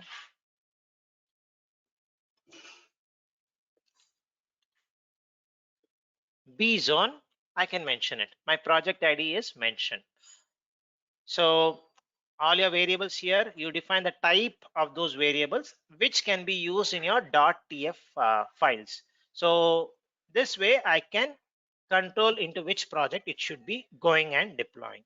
So when you are doing the same demonstration, the only file which you need to change is basically .tf variables. Just change it to your project ID. It should start working basically. Now, you mentioned the provider. You also mentioned the credential details and all. Then is the actual stuff. We saw provider, all those things. The only file which is now left is main.tf file. So this is the main content which you are going to use. Basically, it's going to create a resource. Basically, what kind of resource? Compute instance. And the name of my instance is going to be called as VM1. VM. I can make it as VM batch 6. Now sorry, this is not the VM name of the VM. This is the name of the resource. VM underscore batch 6. Now I'm going to create a virtual machine where it's going to use my variable. Cross-reference it, and add -server in front after it, saying that so my project VM name is going to be my project ID -server. It is going to be of type basically machine type is going to be F1 micro. Zone is going to be Singapore B zone, and the operating system is going to be Debian 10, and remaining stuffs are all going to be default. So this is going to basically create a virtual machine with F1 micro configuration and Debian 10. Basically, this is what it's going to create. Let me just go ahead and run this. And once we run this, what we are going to do basically is we will come to our activity page and see who created the virtual machine. So that should show the service account created the virtual machine is what it should show. Basically, that's what we are going to do now. So let me go back to my terminal mode. So now I have all the necessary files. Now, the first time when you're doing it, if I put ls minus a, there is no hidden files, nothing. So it's only those 5 files are there. One is a service account key, a couple of variable files, and a provider details, and your main.tf file. Now I'm going to configure this. So first time since I'm configuring it, I have to run a command called as terraform initialize or init. When I do this, what's going to do is Terraform is going to pull the necessary modules, like how you do npm install, something very similar. You do this. So it's going to capture, okay, the HashiCorp language slash Google, the version which is matching greater than 3.0 is 3.67. It installs that. Then it creates a log file. The Terraform has been successfully initialized and everything is there. Now, what has this basically created is some executables or some modules basically. And to be very frank, Terraform behind the scene uses REST APIs, folks. That's the reality. REST API is the one which is using behind the scene. So they have built a wrapper on top of it. Now, the next thing it is going to say is you can try doing Terraform plan. What is the Terraform plan? I'll explain you in a minute. But before running Terraform plan, if I put ls minus a, you will see certain hidden files. So the .terraform and .terraform.log.html. So if I go inside this .terraform out of curiosity,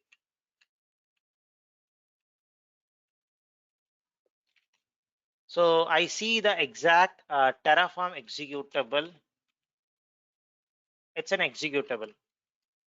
So it's an executable. So library or a module kind of a stuff. So if you're interested, you can just go inside this and see it. So, and the latest version has been downloaded.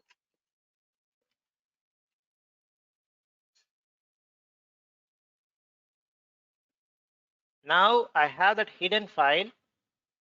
I have the necessary modules, all those things. Now I can do Terraform plan. So this is basically you plan what infrastructure needs to be provisioned, whether it's going to be really provisioned or not. That kind of a check. It's more like a dry run. So it's more like a dry run. If I run this, it's going to show you some details. Let's look into this. What it's going to do when I ran Terraform plan, so it's going to say the follow. Terraform use the selected provider to generate the following execution plan. The resource indications are indicated with plus. If it is creation, it's going to be plus. So it's going to create a virtual machine with these details. Certain things are going to be known after the VM is created. Certain things you would have set it by default. For example, you want the image to be Debian 10. Debian 10. So network default.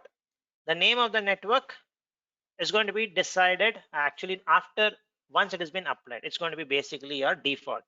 So it gives you that complete picture, and it is also going to say one resource is going to be added. No changes, no destruction or destroy. That's what it indicates. So awesome. So the resources are going to get provision is what it indicates, but the resource is still not provision because you just did a plan.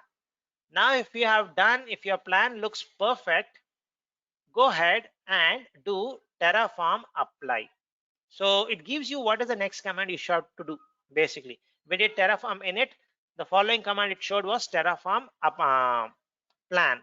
After we did Terraform plan, it is saying you can run Terraform apply. Let's go ahead and try that. Terraform apply. Now, before I do that, wanted to show you the hidden files. So there's only two stuffs which you see. You will see once the plan is once the script is executed, you will see certain state called as Terraform state which gets created. So which is very important. So if I do Terraform apply, so it's going to say, do you want to create it? A confirmation, yes. Now it's creating a resource.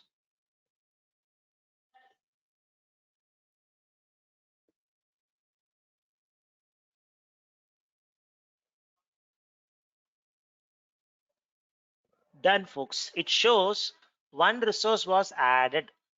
Now to verify it, refresh it, the resource is created. Beautiful.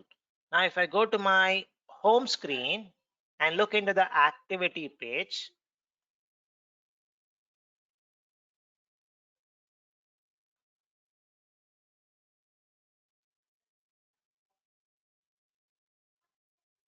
you should see the time is now around 9:37. So 9:36, a VM was created. By whom? This service account, Terraform-SVC. The VM with the name, what is the name? This is the name of my VM, which uses Debian 10. So this is how it shows the stuff got created, folks. So, and you see a true service account use case getting used here. Now, good. If I go back to my Cloud Shell, ls-a, this is where you will see some new stuffs, usually called as state, Terraform state. What is this basically? If you're curious, just open this and see.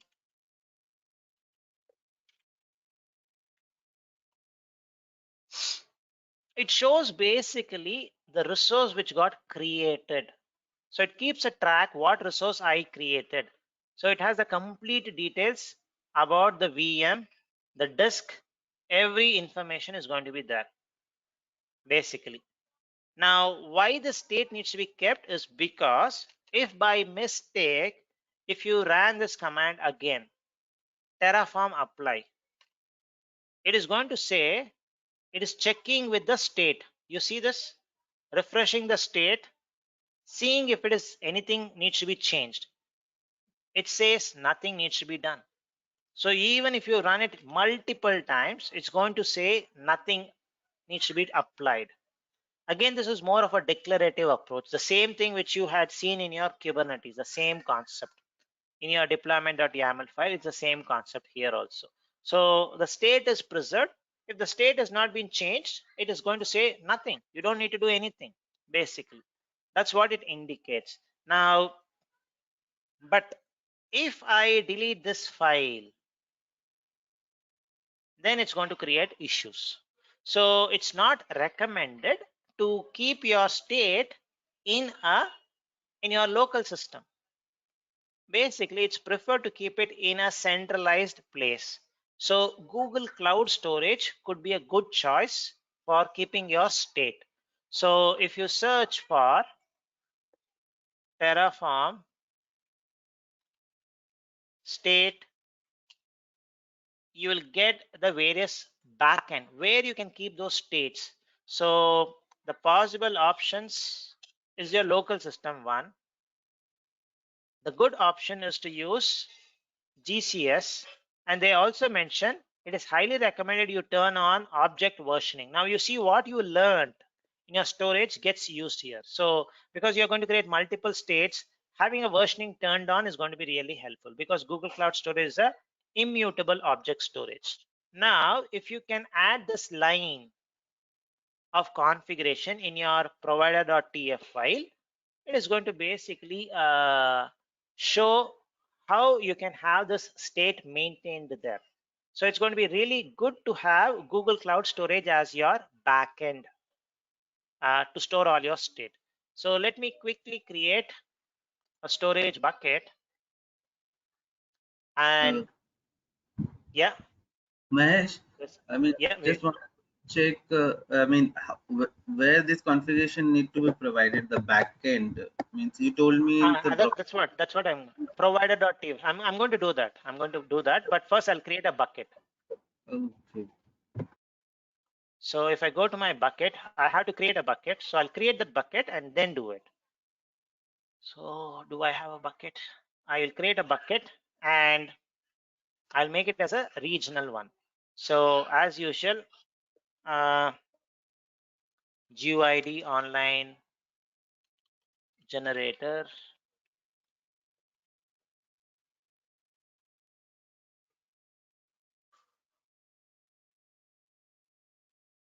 So generate one, copy it. So create this. I'll just add TF towards the end just to indicate it is for Terraform or Terraform backend. Continue. Region, I'm going to put it in Singapore, and standard is going to be a good choice, and uniform, fine grain access is a good choice. Continue. Create it, and let's go with the recommendation which they have done. Turn on versioning, and we know versioning cannot be turned on in the GUI. You have to do it in the terminal. So let me do that also. So if I do gsutil versioning,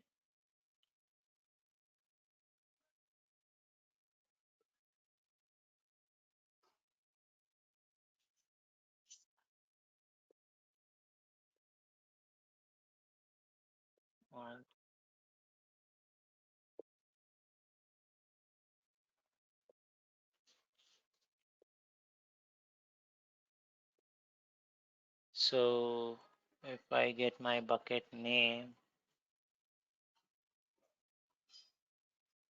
so if I get versioning, I guess I have to pass this.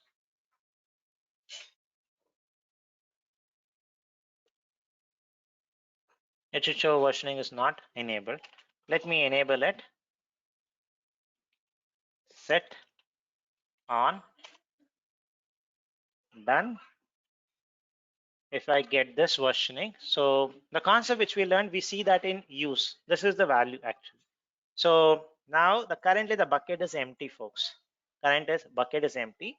I'm just going to copy this line of configuration which I got it from Terraform. Go to my editor. I add, which Vivek was asking. So I add it here. Provider. It has to be under Terraform. This is my bucket configuration. Make sure your bucket name, you mention it properly here. So this is my bucket name. This is the place. Now, when I did copy paste and all, right, so you see some formatting was lost. If this formatting was lost, for example, I did something like this, some wrong formatting. There's a small command which you can run to make your formatting look better. So the command which you can run is Terraform fmt format. So it's going to format that file. So now if I go back, you see it is nicely formatted. So this is a small handy tool for people to see good formatting stuffs. Now I have added my backend. What I'm going to do basically now is, is there a question? Okay. So now what I'm going to do is basically, Vivek this side. yeah, Vivek. Is provided terraform-key.json means the key file we have to provide it in the root directory where all the files are present. So from that key file, where you have put, yes, where your code is running in that root directory, you have to provide it. Or if you have a path, something like this, you can provide it something like where is currently it is in the current working directory only. Okay, instead of passing any the big key value, we have to provide the JSON key file. Okay, there. Okay, thank you. It could be also an environment variable if you want. So, but this key should be somewhere in your Terraform, or you can make sure you pass this on the fly by some kind of a script again. So you need to have this basically, or what you do is, in most of my implementation, I don't do this. What I do is I don't even add this line. I will create a virtual machine dedicated for doing all the infrastructure provisioning. So in that virtual machine, I would have used a service account, which is going to use which is going to have the necessary role to create resources. That way, I don't need to do anything. That way, I don't need to do anything. Now, if I comment this, it's going to use my credentials, the Cloud Shell's credential to create the resource. But if you want to explicitly mention a service account, you can do it this way, credentials. Different ways of doing it. Okay, means in case we will not provide this key file, it will use the service account. Cloud shells, Yeah, cloud shells account. Or if it is in a virtual machine, it's going to be the virtual machine service account. by default, without providing any Yes, explicit configuration tag or. yes, Oh, yes, yes. thank you. Yeah. So now let's try doing this. Now what I'm going to do is basically do initialize one more time, because we have changed the backend. So when I do this initialization one more time, I should see a file created. File created. Let me just do this. Terraform init. Initializing the backend. Now you see it is saying the pre-existing has been found migrating the previous. The previous backend was local. That is the default one, to a newly configured backend called as Google Cloud Storage. No existing state was found in the newly configured this thing. Do you want to copy this? Beautiful, right? So it is able to copy it. So I'm going to give yes. So now it says successfully configured my backend, which is Google Cloud Storage. Awesome. So now if I go to my storage bucket, refresh it, I see a folder called as Terraform. Inside that, if I go state, my state has been configured. My state has been configured here. So that means even if my cloud shell crashes, my local system crashes, no problem. So anywhere I get this kind of source dumped into a Google in a cloud source repository. So I get the state, all those details, and I do the deployment. So my state is always going to be preserved. So this is going to be the better way of keeping your backend in a Google Cloud Storage. Now it is done. If I do Terraform apply again, it's going to say nothing. There's nothing. And out of curiosity, let me see this one. I can remove the state also. If you don't want the state, you can remove the state, because it's not going to use the local state. It's not going to use the local state. So let me give a try. Remove my terraform dot tf. So I don't need this. I don't need this. And I also don't need this. So it's basically my library and my code. Now if I do it, Terraform apply, same, it's same. Now let me do a small change to my virtual machine and see what is going to happen. So what I will do is, I want to add maybe a label, folks. Simple. So that is the stuff which I wanted to do. So if I go to my virtual machine,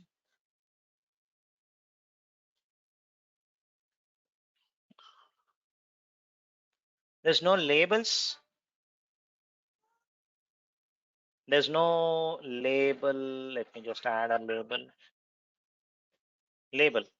There's no label, and we know label can be added if the virtual machine is running already. So you don't need to stop it and all. So how to add the label? I don't know the syntax. So what I usually do is, as a trick, there are two tricks which you can do basically. I usually do this, folks. Simple way. So, and it's a very nice documentation which you get.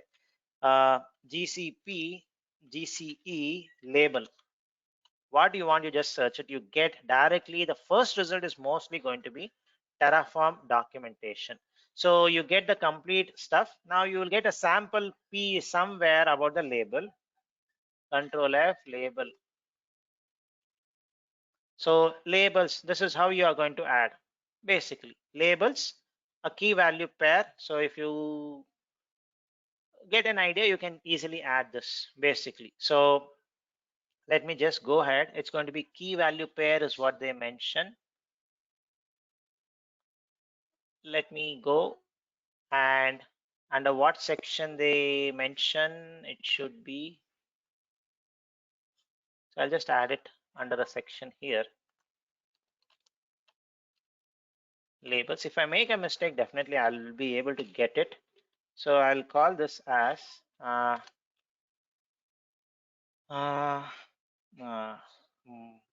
demo batch 6. That's my label. Now let's give a try whether it's syntactically correct or not. So what I do is Terraform, I do format basically just to see if there's something is wrong. Now it says code must not be quoted. Good. Okay, I get an idea here. So this should not be quoted. Let me see whether I'm really correct or not here. Done. Formatting done. Then don't directly apply it, folks. Just do plan. By doing this, it's going to show whether it's syntactically correct or not. So what it shows is blocks of types are not expected. You may define an argument called labels. So you don't need to use equals to assign it a value. So basically there are some concepts called as blocks and arguments here. So it is saying you don't need to do something like this. So basically it should be something like there is an option where I would see there's another way of putting it. Let me see that example. If I just go back, I also forgot the syntax. Just like a name, just like a name, but I have to put a key value. That's what I'm looking at. So there's a small syntax.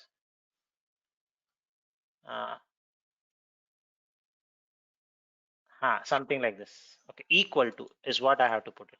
So some examples will definitely give us.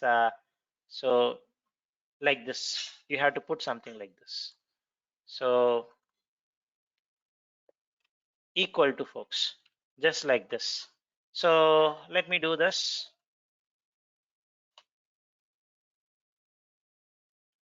Now what it's going to say is none of the things, the only thing is plus. This is the only additional stuff which is going to be done, and this isn't change to the existing system.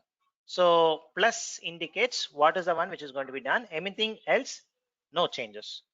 So if you're happy with this plan, go and apply it.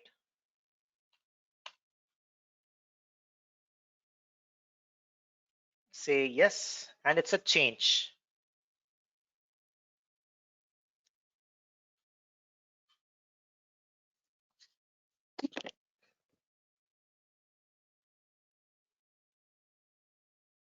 Done. It is basically one change has been done. So if I go refresh it, I should see the label. Awesome, it came. Now, as I mentioned in deployment manager, the problem exists even in Terraform also. What is that? If you destroy, even the complete infrastructure can be destroyed in a single command. Like how you saw deployment manager deployments, delete the name of the deployment -q. The same thing can also happen here also if you have not given if you are given broad access. So if I do Terraform destroy completely, my resource is going to be destroyed. So we saw add once, we saw some change, we saw destroy. Now if I give yes, my resource is going to be completely destroyed, folks. So again, IAM comes into picture. So this is a standard problem with any infrastructure as a code. So if you can provision all the infrastructure in one go, you can also delete it in one go. Now you can take it in a positive way sometimes also. Something like you're doing a proof of concept. So you want to always make sure after the POC is done, you want to dismantle it completely. Then destroy is going to be a good choice. It's going to be a good choice. There's a question, is there any way in Terraform you can restrict in the script not to delete by mistake? So Mahesh, I'm saying that you can restrict in Terraform, people cannot destroy, or even you can inform them. There is a sentinel policy, what you mentioned in the organization policy we have in GCP, right? In the same way, in the Terraform, you can define your sentinel policy, where you can restrict people to create any particular resource in a particular region. You can restrict that part and also to delete also. So those sentinel policy is more of the organization policy we have in Terraform. Awesome. So for this, you need to use Terraform Enterprise. Normal Terraform also give this, but Okay, I believe I'm not sure, though I'm not sure. Yeah. Okay, so because there's a two versions of it. So Terraform Enterprise is there, so which is going to have better support, all those things.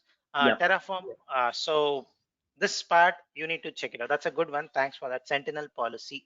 Uh, this way you can see how you can destroy resource and change resource, modify all those things.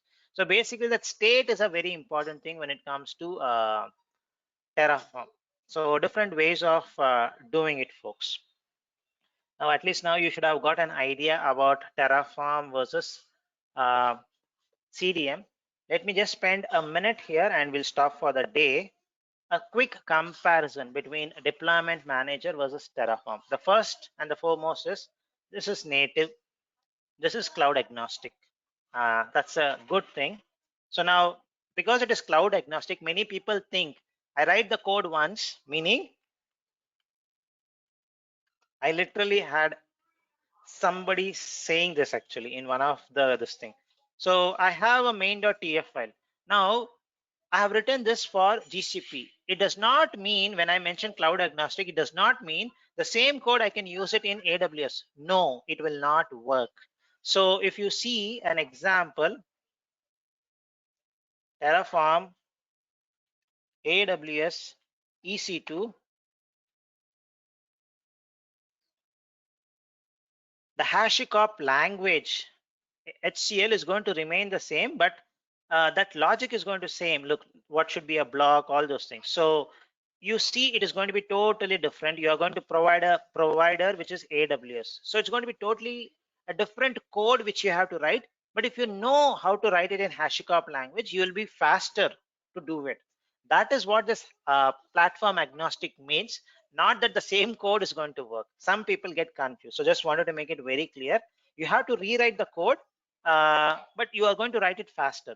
But if there's a code written in deployment manager, the Ginger 2 templates or Python, whatever it's you have learned only in GCP style only. So it's not going to be anything which you can use in AWS or Azure. That's one important thing. Coming to your IAM, so there's a dedicated IAM role, which is really good. That too, it's a predefined role, a deployment manager editor role. But when it comes to service account, Terraform, you have to leverage your service account, use a specific IAM role and do it.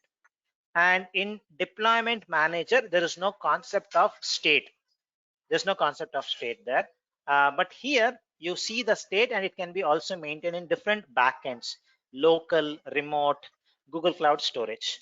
And the language which you use, here it's going to be Python or Ginger 2 templates. Here it's going to be HCL, HashiCorp. So that's something which I wanted to share for today. We'll stop it here. When we resume on next Saturday, we'll talk about cloud operations, folks. Cloud operations, which is more of stack driver related stuff. So let me stop here, and if there's any questions, happy to answer. Okay, I understand from Anil B. Sentinel policies are paid features available as part of team and governance upgrade. So yeah, it is an enterprise one. Yeah, thank you. So thanks Anil B for that. So it's a paid one or it's in an enterprise edition which you get. So any other questions, folks? So, Mahesh, I have one question related to the Terraform, though I know it's not a Terraform class indeed. So, I heard yesterday from someone that how to apply the security in Terraform, because if you're giving some credentials in your script, it is visible in your Terraform state. So, is there a way to encrypt or hide those values? So, someone asked me yesterday, but I was not sure. I think I will So explore you it. mean to say the service account key is what you're saying? There is a way either you can give your service account and also you can give you some of your credentials also, which are visible in the Terraform state file, which is the plain text information. So okay, because I haven't, so I was lazy. I couldn't. I thought in case you know. So I have not explored this. So the plain, the security part of it, I have also not explored much. Maybe So you mentioned about one word, right? HashiCorp vault. Maybe that. I'm what? not So sure. that is okay. So where, if that is the case, you can use basically your secrets, right? So all your secrets, you can read it from secret manager or from HashiCorp Vault. Now, so if I just go here, Terraform, Secret Manager, GCP, I can create the entire what secret manager details, all those things, and I can read it as a data in my another section.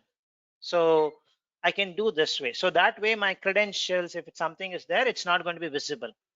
This is something which I can do, but I'm not sure whether it's going to reflect in the state, in the preserved state, the tf dot state file. It's going to be showing or not. I have to verify it, Anil. So not very sure. Okay, secret manager is from Terraform itself, right? Then No, secret manager is from GCP. So we had seen it, right? So we had seen it in our class itself. So if I go to my security, you see secret manager. When we are doing Cloud SQL instance, we had kept our secrets okay. here and we read Yeah, it. yeah, secret manager. So the Got it. same thing, you get it in HashiCorp also, called as Vault. Vault. Okay, got it. Got it. Thank you. Yeah. I think I remember. Yeah.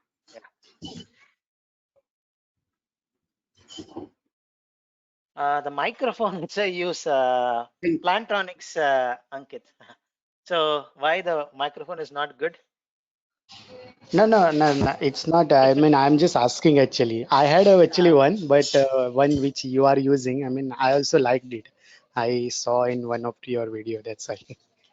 Okay, Plantronics, Okay. but I have a huge complaint from many of the subscribers saying Oh, that your voice is very low. So okay. uh, I don't know And because it's a sound. Yeah. software wise also you are using something for noise, I mean, remove Noise or anything? cancellation, I use Crisp. So actually, my kids are Okay. playing here next to me. You will not hear my kid's voice. Okay, So yeah. No, for us actually, it's a very clear actually. I I mean, just use Crisp. during this I use session. this. So this is the one. You may see this one. You see Crisp. I use this Crisp Okay, actually. okay. Okay. Yeah. Once you Chris, get Chris Okay, with thank this, this with a noise cancellation software you're using yes, that's a noise cancellation. Now because your voice is very you. clear. The thing is that in the same role, I'm doing it in my hall. So I have my kids playing swing. So you will not hear their noise. And you will see mixies running, all those things, but you'll never hear it. But this is a really cool product. AI, AI Yes, based. yes. Yeah. Okay. And these days you need it. Everybody working from home. So you Yeah. cannot. Mahesh, are you running any batch other than PCA nowadays? Means I know you must be, Uh, but I'm not sure. Can you no, share that information? currently not. Currently not. So there is a request for doing the data engineer stuff. I have to do it. Yes. I have to do that. So Is planning to it do possible? once I finish Is this. it possible whenever you start a different course, maybe you inform previous batch students also? Just Sure. I'll FIA. do that. I'll do that. I'll do that. So Yeah. any So, plan for running a new batch for PCA? PCA, once we finish this batch, so we will finish maximum this batch by 7th of June. 7th of June max. That's a max. We should be sorry, not 7th. 6th of June.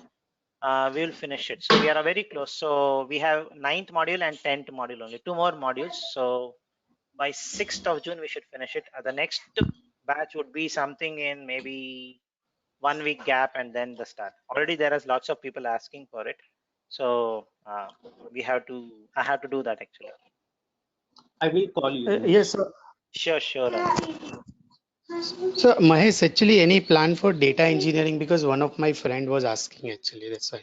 So the I mean, plan not. is I will try to do this. This has been asked by many people. So I'm planning to do morning data cloud architect in the night, something like 8 o'clock or something IST time, data engineer. So Oh, planning to do it. So I have to do some small changes to the content.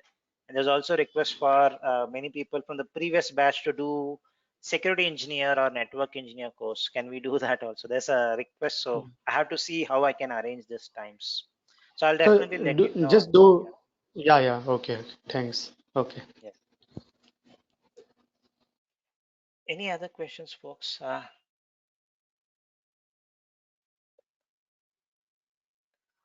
Okay. So Anil, you can call me. I'll talk more on that. Yeah.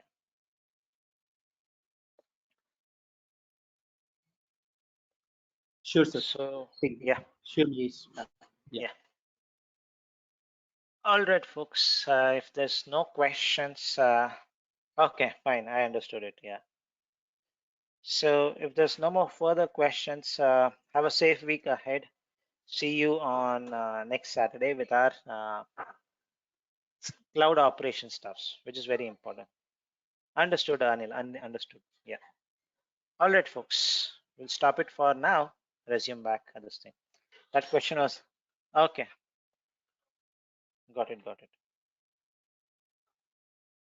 Yeah, I will Fine, call you folks. because there's some Sure. Sure. mismatch of multiple chat is going. Yeah, I will call you. Thank you. Okay. Okay. Thank you. Bye.